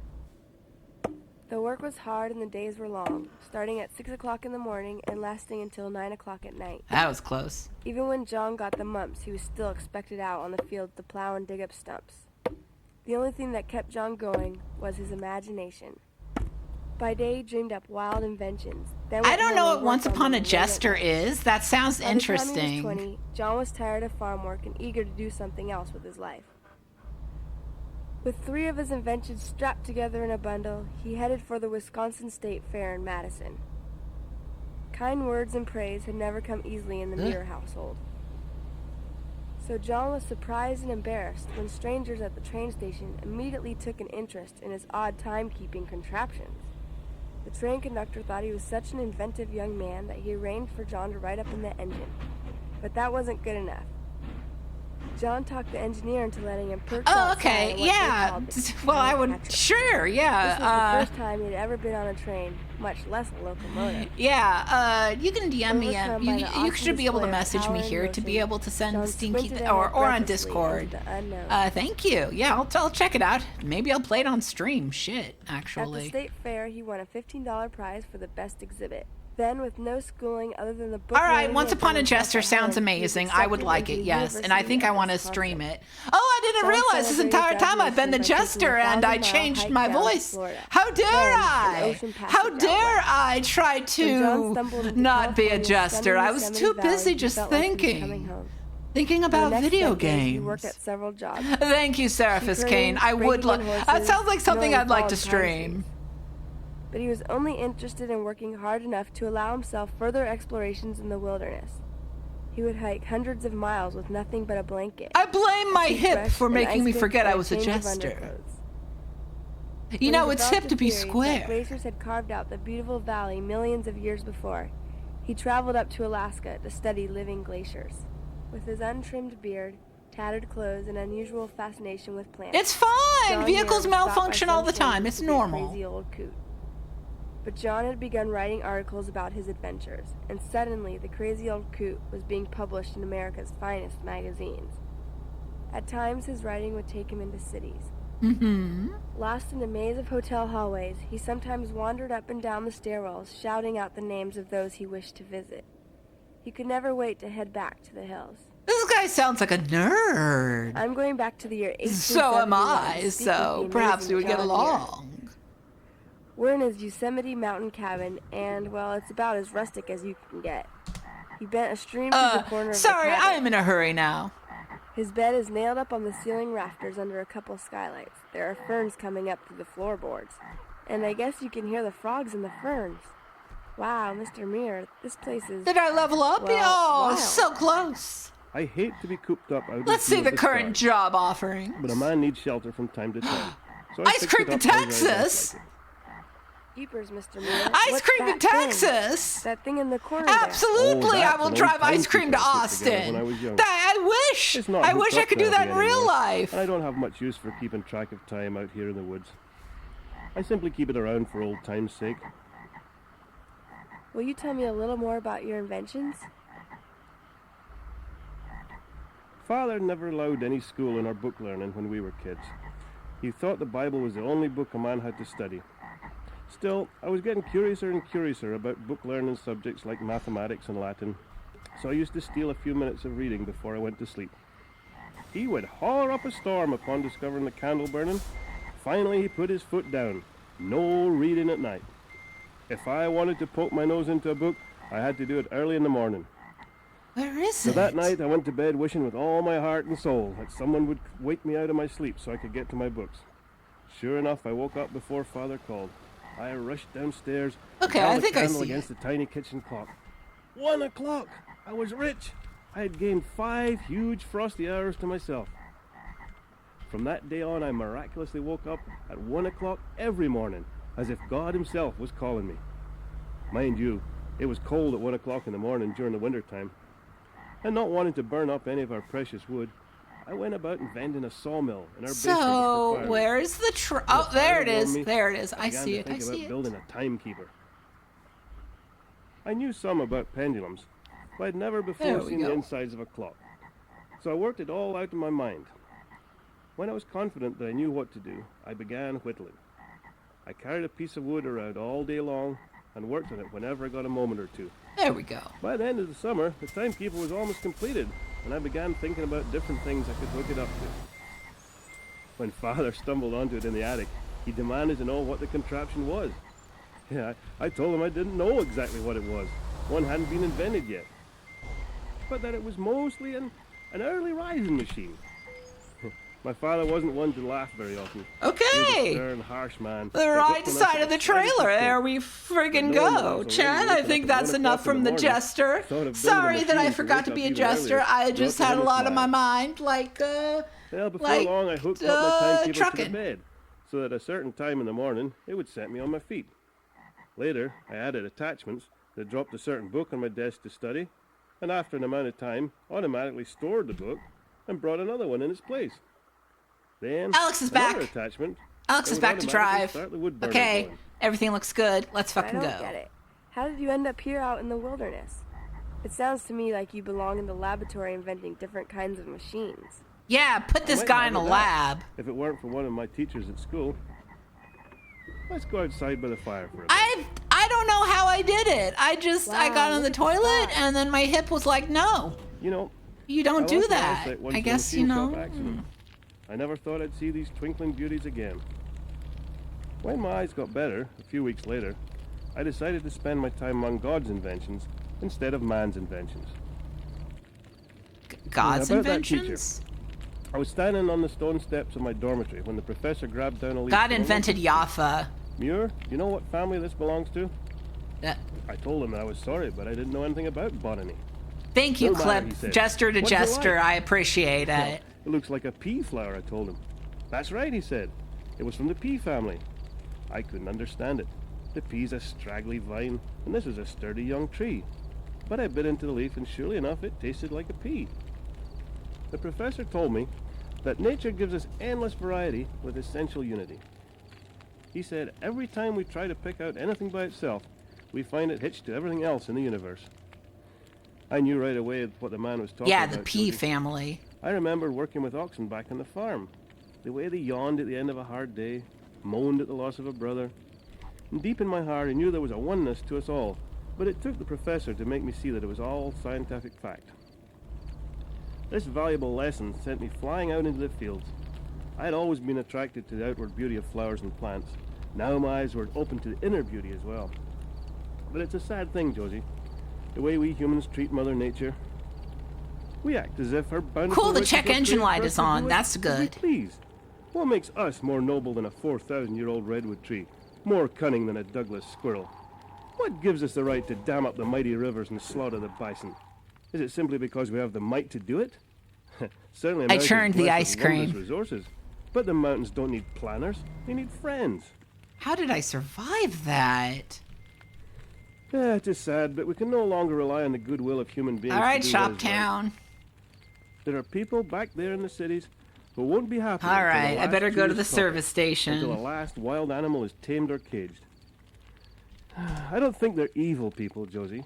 I think they're ignorant.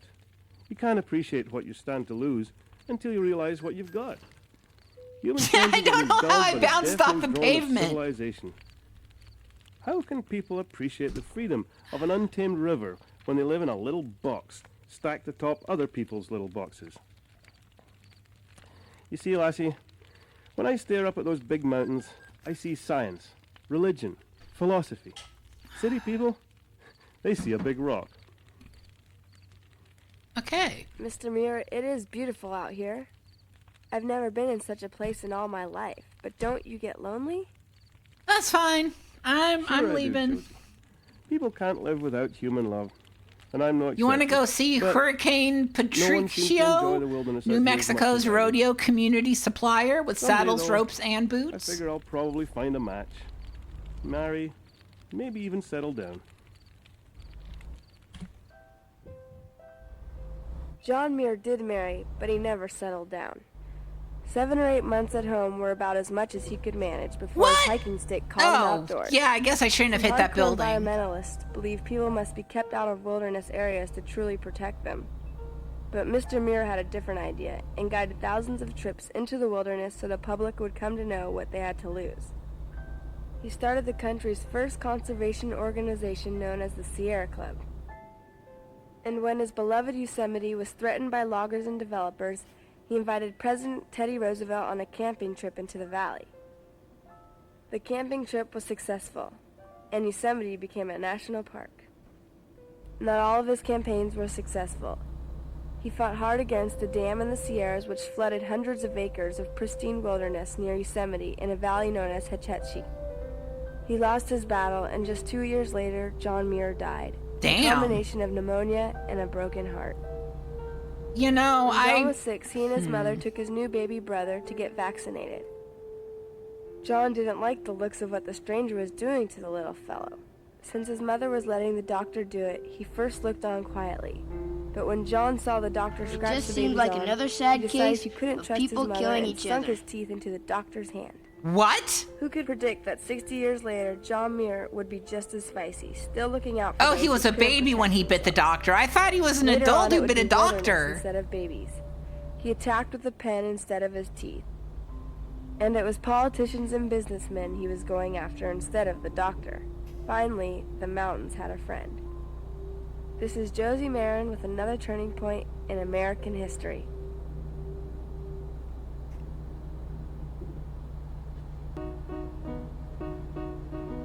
Hey there, boomers. Fighting Looks like it's been a perplexing month out there. Here are some of your letters about the funny things grown-ups do.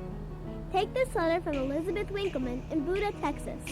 Dear Boomerang, my mom always tells me not to ask her questions while she's on the phone.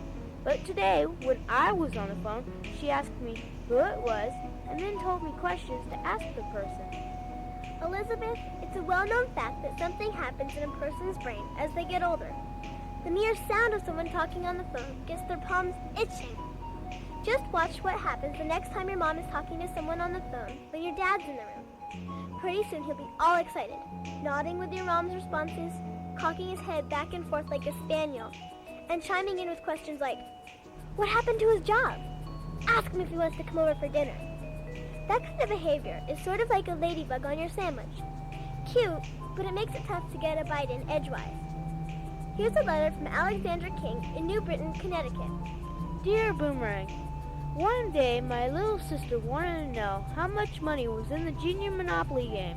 So my dad and I counted, and we came up with about $80. I said, what a lot of money. And my mom said, not really. Then the next day we were at the store, and my sister wanted something, and my mom said, $8? That's a lot of money. What gives? Well, Alexandra, the less money you have in your pocket, the more money something appears to cost. And the more money you have, the less it appears to be worth. Confusing? You bet. Say you go trick-or-treating and get 35 pieces of candy. You spread it all out and it looks like tons, until your sister comes in and spreads out her 120. Suddenly, 80 pieces doesn't look like so much. Then, your little brother snitches 8 pieces of candy while you're not looking. 8 pieces is now a mountain, and he'd better run. Finally, here's a letter from Chapel Taylor in Allegan, Minnesota. Okay. Dear Boomerang, sometimes my dad will tell me to do something, and while I'm on my way to do that, I will run into my mom. Then she tells me to do something, so I go do that, and my dad asks me why what he said isn't done. Chapel, grown-ups simply can't stand the sight of us unless we're doing something. Unfortunately, being on your way to do something doesn't look like much. Try getting one of those bus signs that says, in service. Maybe your parents will get the hint. That's it for Big Talk. Send us your letters, and maybe you'll hear yours on the next issue of Boomerang. Parents are stupid.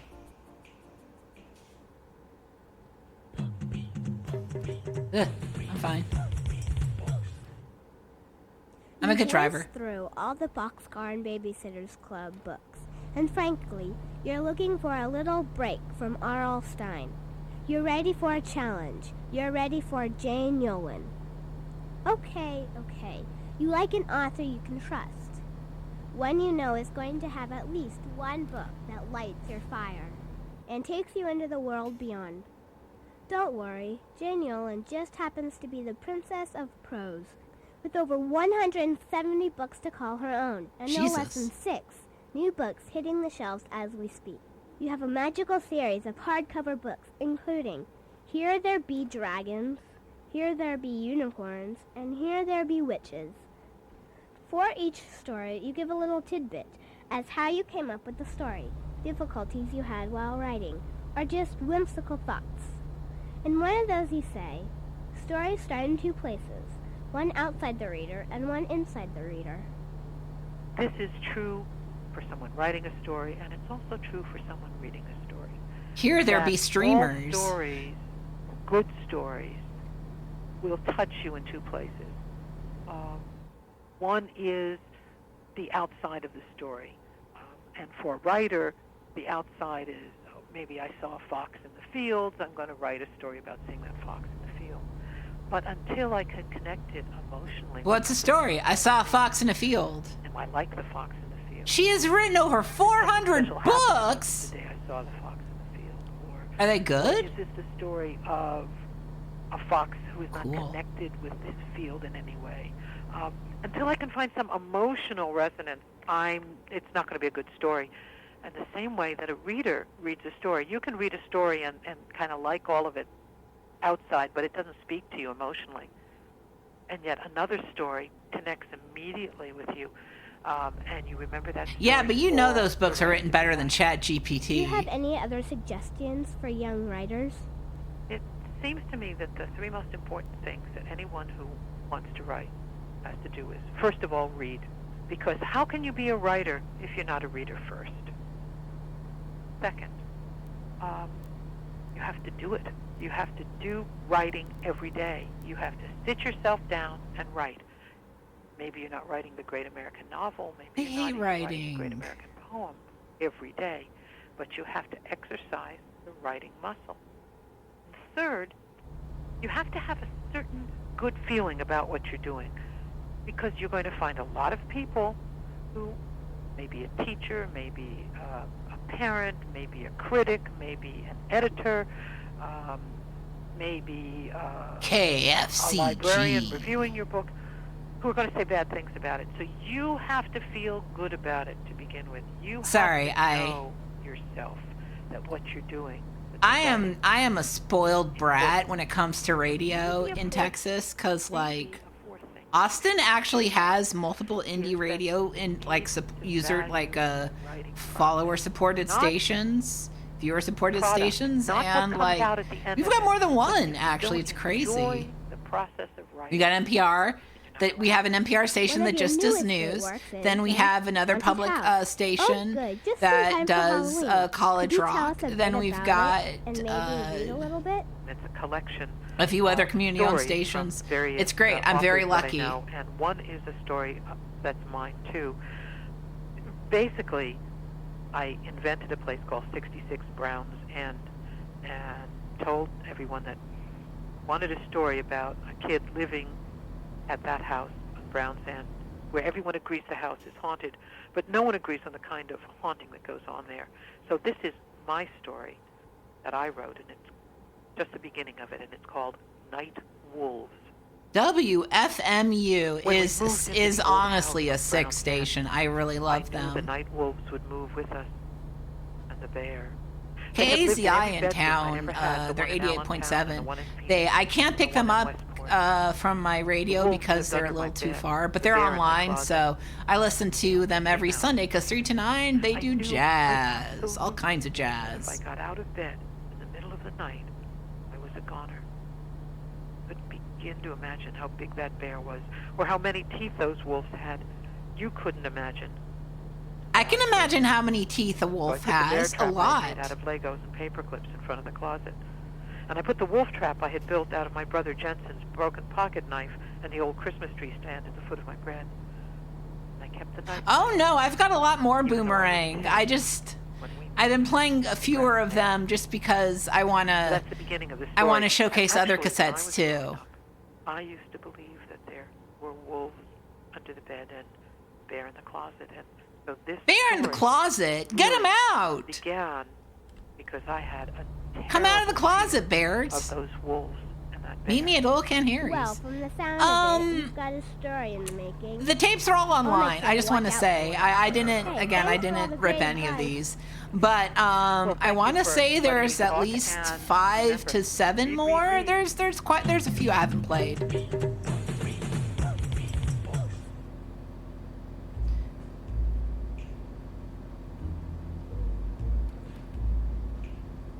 Yeah. I'm looking forward to playing more of these. I do like my Boomerang. It is a very interesting set of cassettes. Sometimes I think it's kind of funny the way that people see events in black and white, just when it seems all clear and sunny. Yeah, Bob, you missed the Joe Camel album and McGruff Smart Kids and McDonald's Taking Breakfast by the Hand. Right after school. You see him somewhere else, and he asks you not to tell on him. On side 2, you'll hear what some of our subscribers would do. Don't worry, it'll be in the... I don't think either of those will get me copyright dinged, so they should be in the VOD and also in the, whatchamacallit, on the highlight, not the highlight, but the archive I'm going to put on YouTube. I'm a private eye. Oh yeah, and if you missed it, today's drink, powdered peach iced tea by H-E-B, very good. They did a good job. I'm drinking it, and it tastes delicious. We're in New Mexico, heading to Texas. We're hauling ice cream. Hauling ice cream to Austin. My dream job. And I've only flipped the vehicle over once. One time I flipped it over and it flipped right back. That was cool. You see, when you sleep in, there's no sense in really sleeping. That way you don't even get to appreciate it because, well, you know you're asleep. The idea is to snuggle under the covers with just your mouth and ears sticking out and listen to the rest of the world break in the day. In the winter, that means you'll hear the sound of snowplows. In the spring, it's the bright-eyed chirping of the robins and sparrows. During the summer, it's the chatter of the big wheels roaring up the sidewalk and the newspaper hitting the porch steps. The fall, well, fall is the rhythmic scratch, scratch, scratch of rakes. That is, unless your neighbor across the street has a leaf blower. It wasn't my neighbor, actually. It was my grandma's neighbor. But I was sleeping over at her house, and it was my sleeping in this guy was ruining. And I crawled out of bed to let Mr. Leaf Blower know it. Excuse me, Alright, I need to be on the sir? lookout for a gas station. I just saw how low my gas is. Yes, sir, I'm trying. Could you turn off that thing for just a second? What's that? I Yes, could have sir, I gotten was off wondering there. if It's you fine. wouldn't- Don't be afraid to speak up, son. Well, sir, I was wondering if you wouldn't mind waiting a bit to run that thing. Alright, let me Put get it off down, here. boy. I may be hard of hearing, but I'm not deaf. Okay, sorry. I was hoping you wouldn't do that thing so early. There are some people at my house who work hard all week, and their only time to sleep in is Saturday morning. Like me, for instance. I added under my breath. Not stopping, not Well, caring. why didn't you tell me? Sure, I'll wait another 15 minutes. That should be enough, don't you think?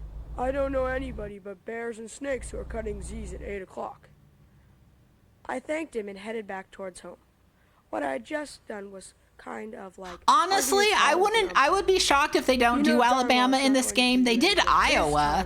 So, I mean, if you do Iowa, you gotta do Alabama. Like, come on. When Mr. Leaf What's Iowa got that Alabama called doesn't? me from her porch. Young man, I have something Corn. for you here. Sorry. Smiling nervously, I followed her inside. What would it be? A 60-pound box to be carried up to the attic? A leaky faucet? A mouse in the closet? Here, son. Hot chocolate and a piece of hot apple pie. I've been dying to get that man to shut off his confounded machine for 2 years now, but I've never gotten up. You got corn in Alabama? My name Well, is shit. Miss Adler. Thank you, thank you, thank you. Miss Adler and I chatted for a few minutes in between mouthfuls. It turned out running the leaf blower early on Saturday morning wasn't we her did it. only gripe. We got with her gas. neighbor. Chat. Tucker, I believe Mr. Dunlap is intentionally blowing his leaves all over my lawn. Oh, ma'am, I said. Oh, God. He may be kind of cranky, but I don't think he would do that. Well, I may not have spoken up about the noisy machine, but I have been delivering a few dirty looks. And every Sunday morning I wake up to find my lawn covered with leaves. Hold it, ma'am. All the hot apple pie must have clogged up my brain cells. Why don't you start over again, from the top? She poured herself a cup of coffee and sat down. You see, Tucker, every week I rake my front lawn. As you can see, we've got all of these elms and maples, and if you don't keep up with them, they'll be knee-deep in no time. I rake them into neat little piles out by the curb for the orange elephant. I would love to do the Carolinas. Honestly, I need to start buying the DLC. I don't have Iowa or any of the new DLC, but I kind of want them. I mean hose. I mean, Texas to Arizona and New Mexico and Southern California is cool, but I want to see It more. scars up everyone's leaves and hauls them Yeah, I to want to the see the outfield virtual now. hogs. The problem is, those leaves haven't been getting picked up. They've gotten blown back all over my lawn. Each time the nice, tidy piles get larger and larger. I crinkled my nose. Maybe the elephant is allergic to your house and sneezes instead of sucking. Miss Adler didn't seem amused. I tried again. With all due respect... Yeah, I think I'll get... Mr. Dunlap It's is been a really while nice since and I've driven anywhere other than these 3 states, so maybe with my next Twitch payment, I'll buy a little She shook her DLC. head. I work early shifts at the hospital during Oh, the am I week. going the wrong I'm way? gone from 4 o'clock in the morning. Oh, I sure and don't am. get home Okay, till that's noon. fine. That's I just when got to turn discovered around the on the leaves are steep spread road. evenly all over the lawn. The easiest thing in the Listen, world to Doctor, do. I don't want to start bickering with my next-door neighbor, but the leaf business simply has to stop. The piles are getting bigger every week. Okay, they go on sale often. Okay, you know what? Then I'll wait for a sale. Please, son, you seem to have a way with him. Talk to the man and ask him to leave me be. God. I nodded solemnly and palmed the bill. Time to have a little heart-to-heart chat with Mr. Leafblower. How did I do that? Beautiful. He was reading his paper on his front porch. Mr. Dunlap. He didn't budge. Mr. Dunlap. I finally got up and poked him on the shoulder. Oh my goodness, son. You shouldn't have sneaked You don't think I'll get a Class A like CDL? Well, I've got a Class Z I smiled. One thing for certain. If Mr. Dunlap wasn't almost deaf when he license for started, he sure as heck Zucks. knows now. Mr. Dunlap, how often do you run your leaf blower? I want to go visit a city if I like books. I love books. Every Saturday morning, son. Nothing like it. Jump out of bed, eat my cornflakes, and head out there to do battle. Yeah, that's why I'm going to wait for them to go on Let me tell you sale, I something, guess, boy. so I These can are get them bigger at a pests good than price. you I am really ever behind. I've got... Why, Texas they're was the last downright state I bought. I did buy, I think it was New Every year, Mexico. someone somewhere slips Oh, on and wet Washington and hurts Oregon, their but back. I need to fill out the rest of the map. Kids dive into leaf piles and onto hidden rakes. Not to mention the fact that they are absolutely disgusting. Dead vegetation. That's what they are. We got up and walked over to the leaf blower leaning against the house.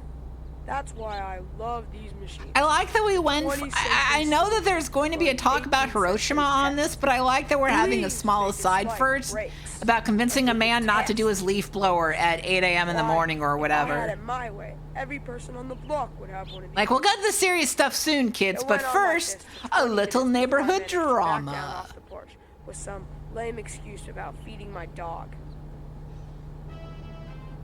You don't stay in the business long without developing a sixth sense, and that sixth sense told me that A, Mr. Dunlap didn't like leaves, and B, he didn't have anything to do with spreading Miss Yeah, Adler's Boomerang leaves is a land of contrasts. battle I'm was so against glad those that the Vista crusty Group brown things, not Miss digitized all of these. I would come have on. never really Last heard week, them any we other watched way. them spread leaves back over the yard if the orange elephant was Once going to again, pick shout them out to up. Archive. I sunk down into a big pile of leaves by the curb to ponder the question when a screaming kung fu fighter landed squarely on my face. Mr. Dunlap may have been a little weird, but he was right about one thing. Leaf piles were dangerous. The screaming kung fu warrior was probably more terrified to find herself on top of me than I was to have her up there. She let out one more bloody scream. This time sounded I'm like fine. she meant it. As I dusted the leaves out of my eyes, she calmed down. Oh, sorry, she said, backing away a couple Jupes! steps. No, I I'm wonder what sorry. they sell. I meant, after all, this is your yard, isn't it? Well, kind of, she said. I live in the cottage behind Miss Adler's. There's something about this kid that seemed a little funny. I mean, All you right, can't we're blame almost her at for being Doll surprised Heart. about finding some stranger sitting in her leaf piles. But she had the look my dog Bill had after he just got done scarfing up a whole pan of brownies. I had two choices. Set my alarm clock for Did he say his 5:30 dog scarfed a plate Monday of morning brownies? to see if my hunch was right. Not to Or be try grim, a but shouldn't that strong dog arm be tap dead if on it my ate an new entire thing of brownies? What's your name? Heather? What do I know? Hey, Heather. Do you like science fiction? You know, like stuff about outer space or new dimensions? She took another 2 steps backwards. No doubt certain I was going to confess to being an alien. She shook her head. Well, some people believe the world may enter a space war. We've from got time to big, time. big parking. Think of it as an Big intergalactic rig parking, ditch, sorry. And when it spins back onto the road, everything is going backwards. Make that 5 steps back. I continued. Well, I saw something last week that makes me think Double chocolate brownies with walnuts. That sounds amazing. Early last Monday morning, and I walk by these piles of leaves waiting for the orange elephants. And get a load of this. I saw someone take those piles of leaves away from the curb and spread them evenly back over the yard with a rake. Her expression went from being a scaredy cat to the cat that ate the canary. She started to explain. These leaves? Suddenly she thought better. Watch this, she shouted, took a few vaulting steps, did a complete somersault in the air, and landed into one of the piles of leaves. I mean, how does a superhero practice something like that without piles of leaves? I had to do it, Tucker. Kid, I don't know how to tell you this, but this is some of the most boring leaf drama I've ever heard about. Anyway. It looks like I had a problem. I was firmly on the side of my chief suspect. All right, we're leaving New Mexico. We are heading to Texas. We're in Texas. Yeehaw! Welcome to Texas. Drive friendly the Texas way. Some idea in my head. It did. I gave the $5 back to Miss Adler and told her Mr. Leafblower had been innocent all along. When she asked who had been responsible, I simply said that the leaf piles would be removed to another location. With the wheelbarrow and baskets, Heather and I removed both huge piles of leaves to my backyard. I'm $5 poorer now, and sooner or later, those leaves are going to have to be put out for feed to the orange elephant. But in the meantime, Heather and I are sure having fun. This is Tucker Jones, and hey, keep your ears open. Is the Texas DLC more money? That's so funny. I got it on sale when I bought it, so it was like $6-7, maybe a little bit more.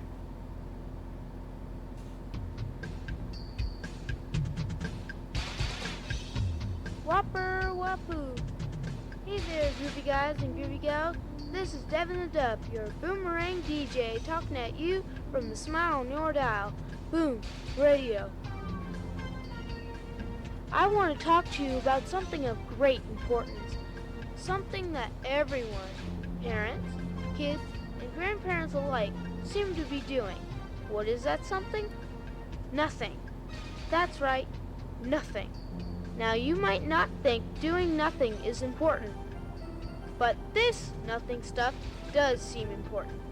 Now I'm not talking about the kind of nothing that I do at the end of August at 2 o'clock in the afternoon when I'm sick of reading and it's too hot to play baseball. Yeah, we're doing and nothing. The fishing stinks.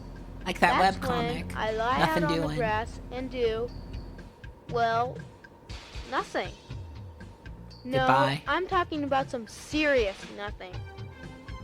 For example, it's Christmas Eve. It's wake fine. Up and see a light Don't worry on about it. downstairs, and there's Rubbin's your dad racing. in his pajamas, zipping something behind his back. What are you doing up so late, Dad? Oh, nothing. The Sunday paper comes, and my sister dives for the TV guide. She studies it for about 45 minutes, and I say, "What's on TV tonight?" She says, "Nothing." Your best I do friend's miss the family days of went looking on at a the summer TV guide. vacation, 3 months long in the jungles of South America. So the first day of school, you see him on the playground, and you go, "Hey, Bobby, so tell me about it. What did you do all summer?" "Oh, nothing." You come home from school and open the door.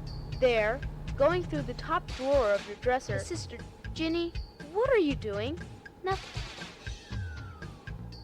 You call, Your mom we has been haul. on the phone for 45 Equus minutes, power. yelling at someone on the end of the line. She finally gets Wish there were off, horses and in her my face truck, is but it's red ice as a cream. raspberry. Could be horse ice cream. Mom, Ice cream for what was horses. that all about? Nothing. We're on a long car trip. My dad is sitting in the back seat, staring straight ahead for 2.5 hours without saying a word. My mom says, "What are you thinking about?" Nothing. Fine. I think I'm I've made fine, my I'm point. fine, viewers. I'm fine. Do you have any idea what this means? This means every day there's a whole lot of nothing going on out there. Me, I'm gonna make a difference. I'm gonna do something. That's right. I'm Yeah, I gonna used to go watch the out there preview channel a on lot as a hammer child and as do well. Nothing but something all afternoon. This is Devin Oh the God, Duck, I'm your stupid, I'm stupid, Boomerang I'm DJ, stupid, I'm talking stupid. to you from the smile on your dial. Boom. Radio. I'm a genius.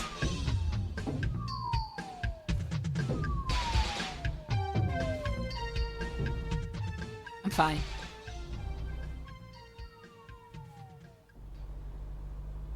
What's the big idea? Oh God, I think they're talking about Hiroshima now. On August 6, 1945, the most fearsome weapon ever invented exploded over the city of Hiroshima in Japan. A bomb so powerful, 50 years later, people simply refer to it as the bomb. Today, people are still arguing whether it was necessary to drop the atomic bomb. But this story isn't about whether we should or shouldn't have. This story is about the years, months, and days leading up to August 6th, 1945. How science can be used to build or destroy, how people can choose to work for life or death, and how the difference between these choices can be cloudy, murky, and gray. To really understand all this, you have to go back almost 60 years to the time right before the beginning of World War II. You know how there are some kids at school who are never happy unless they're bugging somebody? You're playing foursquare and they push you off the court. So you go over to the baseball field and they try to take that over too. Well, back in 1937, there were two countries acting like that. One of those was Japan. Japan was a tiny country who wanted more land and resources, so they invaded China, killing more than 10 million people. About the same time, Germany had a new dictator who was itching to make Germany a world power once again, a man named Adolf Hitler. He teamed up with Italy to invade Austria, then Czechoslovakia, and Poland. It wasn't long before Hitler went to Japan and said, "Hey, let's join up together. Italy and Germany will run our part of the world, and you can run yours." Great Britain and France tried to stand up to Adolf Hitler, but they were no match for You know that Germany's annoying powerful kid on the playground? France itself That was kid's taken like over. Hitler. Then A Great lot Britain like was Hitler. attacked, That kid's and then just Russia. Hitler. Yowzer. Sounds like Japan, Italy, and Germany against the world. Let's just say they weren't real popular. What were we doing back then? I mean, whose side were we on? Well, President Roosevelt was plenty worried about what was going on. But remember, there was a whole lot of water between America and all of this fighting. This was back in the days before television broadcast live coverage of stuff happening all over the world. Back then, it was hard to tell exactly what was going on over there. Lots of Americans said it was none of our business. They didn't want to get involved. So Roosevelt did all he could to help France and Britain without actually getting into the fighting. That all changed on December 7th, 1941. At 7:55 Sorry, there's a a.m., mosquito in the room and it 360 keeps Japanese attacking me and bombers I'm attacked pissed the American off. ship stationed in Pearl Harbor in Hawaii. 2 hours later, over 2,200 American soldiers were dead. The next day, President Franklin Roosevelt declared war on Japan. You know how you might argue with your brothers and sisters sometimes, and even call them names? But let someone outside of your family come along and be mean to them, and watch out. America managed to stay out of the fighting, while Germany and Japan were pounding upon other people. But when they killed American boys, it was like, let me at 'em. Men all over the country rushed to enlist in the military. Women worked in factories and shipyards to help the war effort. For 4 long years, America and its friends fought against Germany, Italy, and Japan. Almost 500,000 Americans alone died in battle. Finally, on May 7, 1945, Germany surrendered to the Allies. Adolf Hitler, the maniac who had murdered millions of people simply because they were Jewish, was himself dead, and Germany was in ruins. Please stop World War biting II my was far arm. I from over. can't swat you Germany's away, allies mosquito! continued to fight Fuck for off, lives to be mosquito! lost Get off every my day. arm, Jesus! Not many people realized it at the time, but American scientists have been working on a secret weapon they believe could end the war. Something called the atomic bomb. Alright, get off my glasses, you piece of shit mosquito, please! Not be cut. That's because Get off! 2,400 I years can't ago, see! a Greek man named Democritus came up with an idea that everything in the universe was made up of tiny particles that cannot be split or broken. Democritus was onto something. All right. Okay, I left my There were glasses. tiny little things called atoms. Particles so tiny that it takes 250 million hydrogen atoms. World War II, to bind just it- like Seems when like you and another your sad siblings case fight. of people killing Later, each however, other. scientists would discover that atoms aren't the tiniest things after all. That atoms are actually made up of even tinier particles called neutrons, protons, and electrons. It's a little too complicated, even for me to explain, but... No, King, don't tell me. Hey, it happens. Anyway, it was thought that if an atom could somehow be split, it would produce energy. Atoms are so tiny, and there are so many of them, scientists figured that if a way could be found to take the energy from one split atom and cause other atoms to split, it would create a chain I'm reaction. surprised this Like is fun to dominoes. watch, especially with how shitty I drive. Absolutely awesome. Alright, this mosquito is on my Energy hand that again, could be used so for be people prepared for a use, crash. Or As I for try to monstrous flick my weapons. hand. One It's of the fine, neat it's things fine. about science is that lots of times scientists have an idea about something before they know for sure that idea really works. That idea is called a theory. Scientists all over the world knew about the atomic theory, but as every kid knows, there's a whole lot of room between knowing something about a chocolate cake and actually being able to bake one. Was Germany able to build an atomic bomb? Afraid that Hitler would develop one before anyone else, President Franklin Roosevelt launched a secret project in 1942 to build the bomb, a program called the Manhattan Project. Imagine your teacher giving The class mosquito a just mystery, bit my arm and now it's a really mystery itchy. to I'm which pissed there may not off. even be an answer. You all go about it different ways. You all come up with different clues. One group might be barking Yeah, up the it's wrong kind of tree. boring at night. It's One just a group dark might be screen. missing an important piece of the puzzle that another group figured out long ago. This is what the project director, Leslie Groves, was faced with. But knowing the fate of the free world might be at stake, he went at it. The Manhattan Project immediately began work on a huge village to be Oh used good, to the produce mosquito's back on my construction moved so on my quickly face. that at one point, You they were piece of putting up a shit. new I will worker's house kill every you, 2 but hours. I have to use both hands to Soon Mr. drive. Grove had groups of Oh good, I get to scientists bypass working it. together, yet on different pieces of the puzzle. Universities in California and New York. Yeah, they're discussing the atomic bomb. Factories in Washington State and Milwaukee. Well, I'm being Wisconsin attacked by a manufactured parts. mosquito. Remember, it wasn't like building a house. Oh, where the architect already I'm knows so how it's gonna itchy. turn out. These were scientists, solving puzzles as they went along. Oftentimes, it was more like trying to build the third floor of a building before they knew what the second floor even looked like. Here's a good example. Okay, I gotta Atomic scratch reactions need myself. I'm plutonium. happy. And so they spent $350 million building a special factory to make plutonium. But after the factory was completed, it didn't work like the theory said it would. After a whole lot of worrying and screaming, it was discovered that they needed to add more uranium in the special compartment. Now, if the factory had been built the way it was supposed to be built, there wouldn't have been room for more uranium in that compartment, and the whole plant would have been for nothing. Aw, man. Couldn't they just, add an attachment? This isn't a vacuum cleaner, Jess. Shockingly This is a enough, seriously Boomerang is complicated not the and most dangerous nuanced machine. take It would have on been like the building bombing an indoor of baseball Hiroshima. stadium and finding out batters could hit the ceiling. The good news was that somewhere along the way, one scientist decided to make the area that held uranium a little bit bigger, Who? just in case. Los Alamos was one of the most important sites working on the bomb. That's where they were actually putting a bomb together for a test. Before the Manhattan Project, Los Alamos was simply a sign in the desert. After a year of operation, there were 6,000 residents. Ooh, we got Butcher. Still, there was no town listed on any map. Man, I want. The secrecy was so tight that workers had their letters. Sorry, we're not Kids doing were complete registered at nearby annihilation. schools under false names. On April 12, Run in the light, 1945, run in the light. President Na, na, Roosevelt na. died. And get this, the new president of the United States didn't even know what an atomic bomb was, much less have any knowledge about the Manhattan Project. Wow, that's some secrecy for you. You've got that right. Mr. Truman was a simple man who used to own a clothing store in Missouri. He wasn't all that excited about being nominated for vice president. He did it out of loyalty to his country. And when Mr. Roosevelt died, making him president, well, let's put it this way, he was more scared than excited. He went to the White House and asked Mrs. Roosevelt if there was anything he could do for her. She said, "No, Mr. President. Is there anything I can do for you? You're the one in trouble now." On May 7th, 1945, Germany surrendered, and guess what? American scientists learned that Germany was not even close to building an atomic bomb. But with Japan still fighting, an atomic bomb test was scheduled for July, 200 miles south of Los Alamos.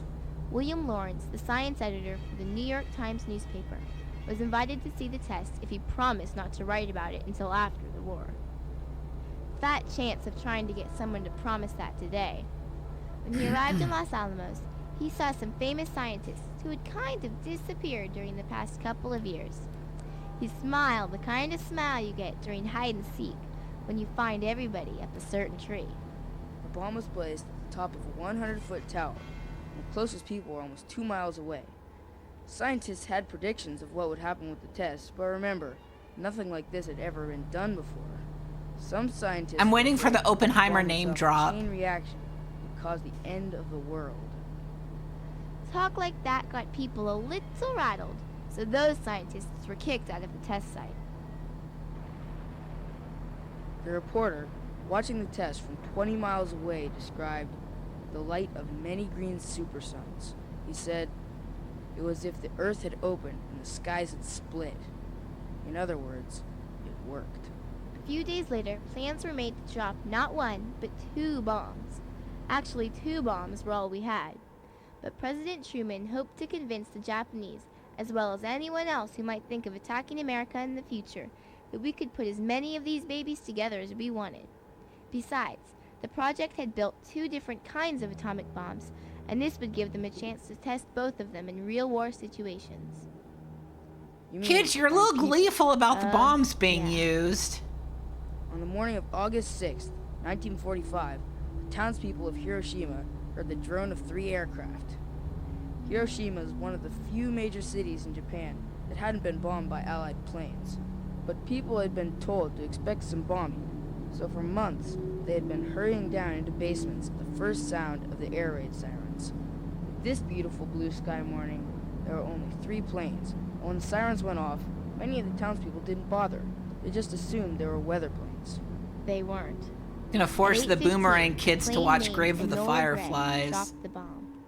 A fireball with a core temperature of 100 million degrees. Hey, Zeros, we're being educated about the the bombing of Hiroshima by the kids at Boomerang. Blast described a fiery ball 3 times brighter than the sun, followed by a hot blast of air and a ferocious windstorm. In 9 seconds, it killed 66,000 people. It blew 4 square miles of Hiroshima off the face of the earth. It People just who seemed didn't like die another right sad away case suffered of horrible people killing blows. each other. With hospitals destroyed and many doctors killed or wounded, it was many hours, sometimes days, before some of the wounded people got treatments. Even then, that was not the end of it. As dangerous as the explosions of the atomic bombs are, it is damage you can't see and sicknesses that come months, even years later, which can be even worse. It's called radiation sickness, and it's caused not We're only learning by about bombs, Hiroshima but from other the kids at explosives. Boomerang. Cinco play. 3 days later, a second, even more powerful bomb was dropped on Nagasaki, Japan. And 6 days later, Japan surrendered. The war was over. People still argue about dropping those bombs. Most Americans argue that, after all, it was Japan who attacked the United States first. Even after we had made peace with Germany, Japan continued to fight, and thousands of Americans and Japanese would have died anyway if the war had continued on. But others argue that Japan was on its last legs. All we had to do was explode the bomb on a deserted island somewhere to scare them into surrendering. Surely it was unnecessary. I like to how drop a both second sides atomic bomb of the on issue city of involve Nagasaki using a 3 bomb days no later. matter what. Even some scientists who worked on the bomb thought it was wrong. After Hiroshima and Nagasaki, the world was forever changed. With the help of an American spy, Russia received all of our secrets about the atomic bomb, and in 1952, they successfully tested their own version. By that time, Russia was America's enemy, and your mom and dad can tell you all about air raid drills at school, where they had to get down underneath the desks and cover their heads. It was a scary time, and for a while it looked like it was just a matter of time before a nuclear war broke out, and that could mean the end of the world. How could people be so stupid? What good is it to have a weapon that would destroy everyone? War is usually a fight between government leaders, but it's everyday people who die. Believe it or not, some politicians thought it was actually a step towards peace. They called it nuclear deterrent. I knew the difficult word detector would go off on that one. A deterrent is something that prevents or discourages something else. My teacher's nasty stare deters me from talking in class. Some people thought the bomb was a deterrent to war, knowing that no one could start dropping atomic bombs because the other side will too. Today, there are a bunch of countries that have nuclear bombs. Luckily, most of them are pretty much friends. But France, an old ally of America, just tested a nuclear bomb on the Pacific Islands, and the whole world got mad about it, because they have arrangements not to test nuclear bombs in the atmosphere. If they can have an agreement not to test nuclear weapons, why can't they have an agreement not to go to war? Yeah, it does seem silly, doesn't it? During the Civil War, Union and Confederate armies used to quit for the evening and drink from the same river. Even today, most countries have signed agreements not to use poison gas. I guess you could look at it as being silly, or you can look at it as a ray of hope. There are people who understand the craziness of all this. People concerned especially about the use of nuclear weapons. A children's group in Los Alamos, New Mexico, dedicated a statue to peace, and peace groups all over the world are working to limit the use of nuclear weapons. War is a lot easier to make than peace, but as the first and only country on Earth to drop the most deadly weapon in the world, America has a special responsibility to work at it. It starts with us, boomers. Let's do it for the thousands of kids our age who were on the streets of Hiroshima and Nagasaki 50 years ago. Let's roll up our shirt sleeves and make peace. And that's the big idea. It sure is.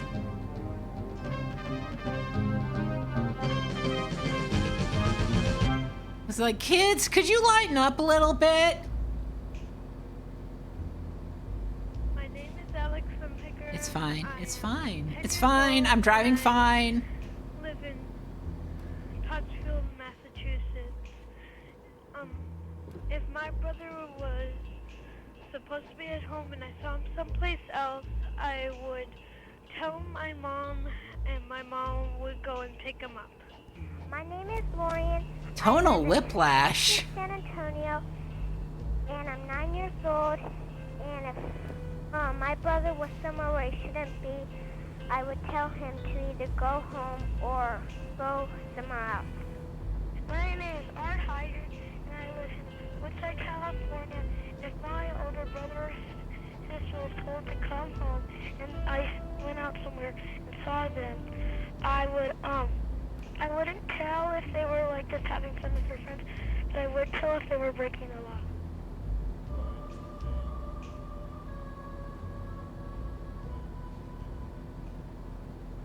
The mosquito left me alone, by the way. I think it got its fill. Oh good, here are the funny jokes! Later, do you have frog legs? No, I just walk this way.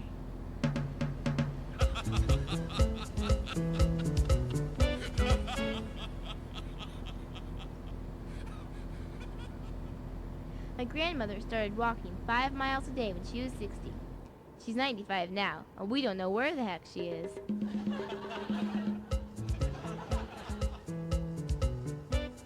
Yeah, the mosquito wanted the Like you peach get when you tea, have I a guess. vegetable with a scary monster.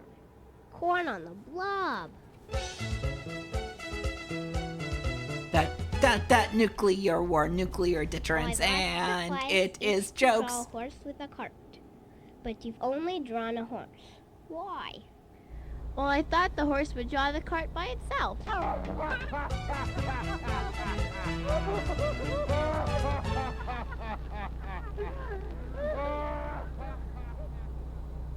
Why was the basketball wearing a bib? So it wouldn't dribble.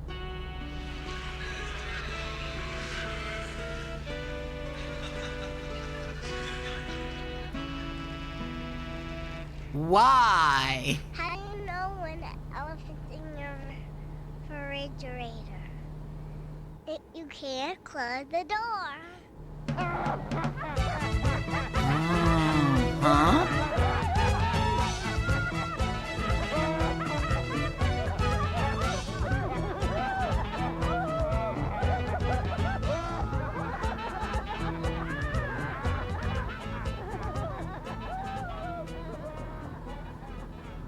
Okay, kids. Hello there, boomers. This is Jessica with all the news you missed while you were asleep. Haven't you ever wondered why fathers get their day and mothers get their day and kids don't get theirs? So did Taylor Gingrey from Baton Rouge, Louisiana. She not only wondered, she did something about it. She's going door to door collecting signatures for a petition to declare every third Sunday in July as National Kids Day. Taylor thinks Kids Day should include presents and a trip to one place they want to go. And I say, right on, Taylor. Forget pretzels and potato chips, boomers. Eat something good for you, like roasted beetle larvae. Aw, don't be like that. Be adventurous. The Chicago Tribune Kids News reports a California company is packaging a snack food called Larvit's Original Worm Snacks. They come in 3 flavors, barbecue, cheddar cheese, and Mexican spice. And I say the more spice on roasted beetle larvae, the better. Anybody want beetle larvae? Your nose with your tongue? According to consumer specialist Bernice Canner, 9 out of 10 Americans can't do it either. She says 1 of 3 can't snap their fingers, and only 1 about every 10 can wiggle their ears. Bernice pulled all sorts of important facts like this together for a book called Are You Normal? And the answer is, I hope not. Are you Have you normal? ever wondered how many gallons I'm a not. 10-gallon hat can really hold? Please say you have. Well, the answer is just 3/4 of a gallon. The hat was named after the Spanish word galon, which is a braid used to decorate the hats. Well, it's about time. The Harlem Globetrotters lost recently for the first time in 24 years. Yow! That's right. A team made up of ex-professional players like Kareem Abdul-Jabbar must not have been told that they weren't supposed to win, and ended the Funny Guys' 8,829 game winning streak. The good news is that the Globetrotters team captain can finally wash his lucky underwear. Finally, every I year didn't know there's the a Harlem contest to see where Globetrotters the worst lost. mosquitoes are. Now you might wonder how they check something like that. Well, it turns out they have a pretty good test. You get 1 slap and then you count the dead critters. Well, Dr. Schweitzer wouldn't Bye, have approved, haters. but the state of Alaska won the title this year, with one fellow smacking 275 dead skeeters with 1 pop. That sounds like the place we play hide and go seek. This is Jessica Strom with your news update, reminding you that if you don't like the news, go out and make some of your own. I wonder, Ants, where's the party? I've seen it so many times. 2 lines. One going one way, one going the other. From a few feet away, it seems like a steady stream of movement, like on a highway. But when I kneel down, put my face up close, then hook my eyes onto one ant, and I always feel like King Kong when I do this, I notice each ant spurts 6 inches ahead, stops for a moment, and dashes off again. Yeah, some performers have lucky underwear or lucky shirts that they don't wash, Now that may not sound like a rocket. and That's a pretty it good must be clip very for one of these stinky. tiny gals. Especially when she's climbing over pebbles and leaves with a dead horsefly in her mouth. If you don't think that's pretty good, try running up the side of a mountain dragging a cow by your teeth. Because that's what it's like. So anyway, where's everybody going? Food. That's what it's all about. Maybe it's an unfortunate butterfly. Maybe just a tasty bunch of seeds. I mean, you could put any tape into a Teddy Ruxpin. My dad used to put Andrew Dice Clay tapes into Teddy Ruxpins after I fell asleep as a kid. Ants can't talk. No, they have other ways to get their message across. Explorer ants wander out in search of food. As soon as one comes across a tasty smackaroo, it scoots back to the underground nest. Now the explorer might simply pick up one of the other ants and carry her back to the food. But that's a little pushy. That Besides, explains a lot about there's me, another yeah. way. A guard at the entryway stops the explorer on her way in, and they slap a high 5 with their antennae. I was about to say, I'm a little like Andrew Dice Clay. Andrew Dice Gay. Whereas our most sensitive senses Honestly, are Andrew sight Dice sound. Gay would be such a The good ants gimmick. mostly Somebody use do smell and that. touch. And what's really nifty is that their antennae do both. They're covered by microscopic little hairs that can pick up the smell of a decaying sawbuck at 5 feet. Not only that, antennae can feel a smell. Tell me that isn't a trick. So when ants touch antennae together, they're not just saying, "Hey Doris, how's it going?" First of all, they're checking to see if this other animal is an ant. If they are met by other antennae, they know immediately if the ant is from their colony. Ants are truly loving animals, as long as they're all from the same queen. If the old hi-to doesn't give up the smell of a nest, ring! Alarm bells go off and it's time for a duel. But in this case, it is a friend.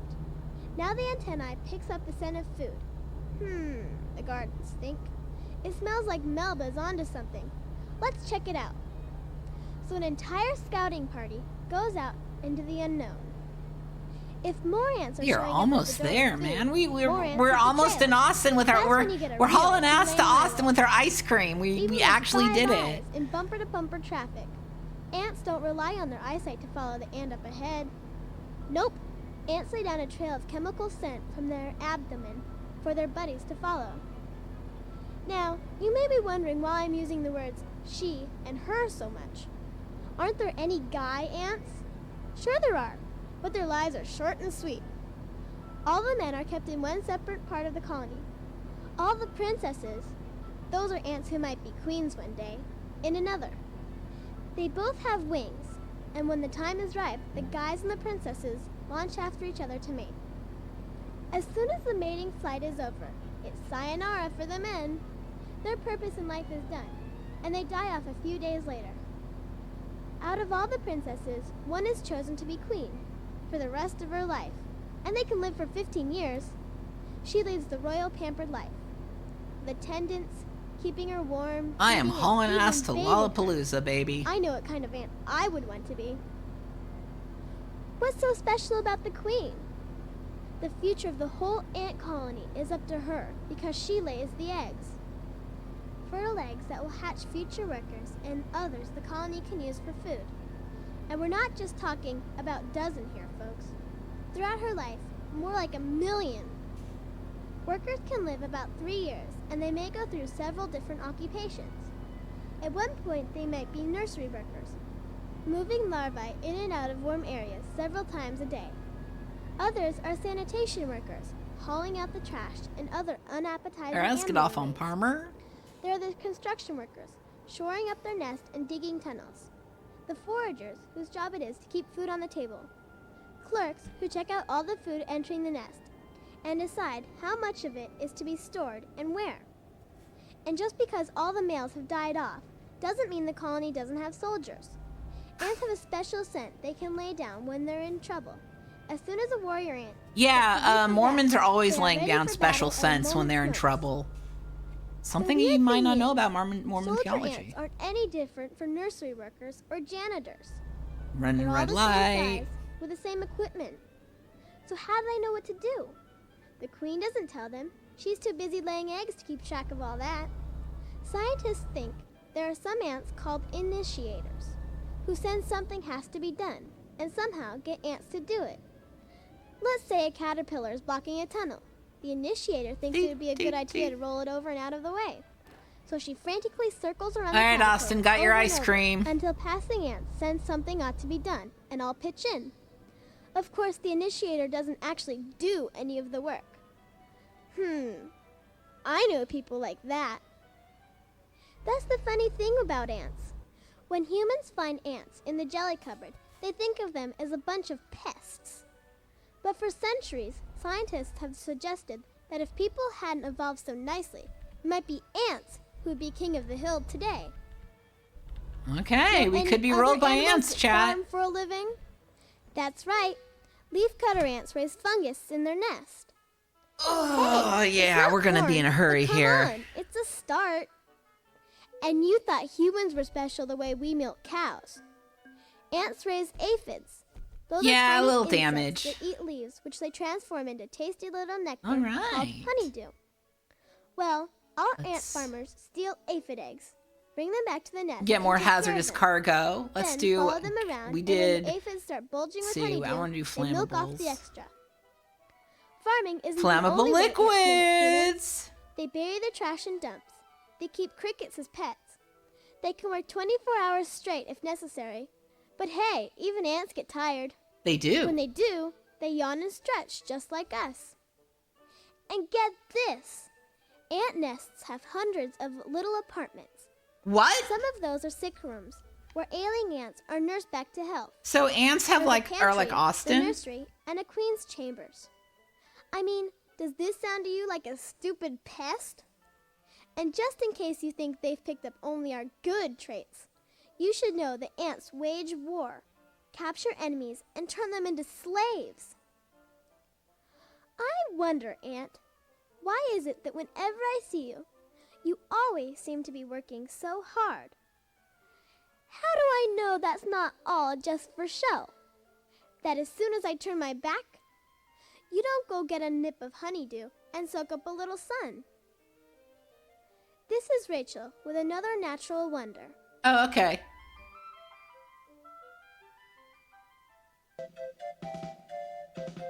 That's it for this issue. That's Billy. it. But stay tuned. Next issue, we have another story from Dave Schmabe. Oh, Dave. Catalog this month with news about back issues, special deals, t-shirts, and free stuff. Make sure you fill out the questionnaire inside and get it back to us. If you did, I'd love a drop us Boomerang line and we'll get t-shirt. one out to you pronto. So take care of each other out there, Boomers, and remember, it all comes back. All right, and with that, we are done with the stream. Thank you all so very much for watching. I appreciate it. If you like what you see, I will be streaming. Oh, I didn't even realize how we... I will be streaming more tomorrow at 7 p.m. Central. We are taking a look at electromechanical games. So if you would like to see more of me, do tune in tomorrow at 7 p.m. Central on Retro Pals if you're not already following. Let's find. I am going to be streaming more interactive entertainment 15 and a grab bag of VHS tapes next Tuesday. So do look forward to that if that's something you're interested in. In the meantime, let me find someone to raid real quick. Oh yeah. And let me give out a few links here in the chat. If you're looking for all the stuff I do in the pre-show. Here's that. Oh, it won't let me. Well, anyways, let me, where'd I put my, okay, good. All right. Hold on here. Let's go back. Yeah, check these out. All right. We are going to raid, let's see who's going.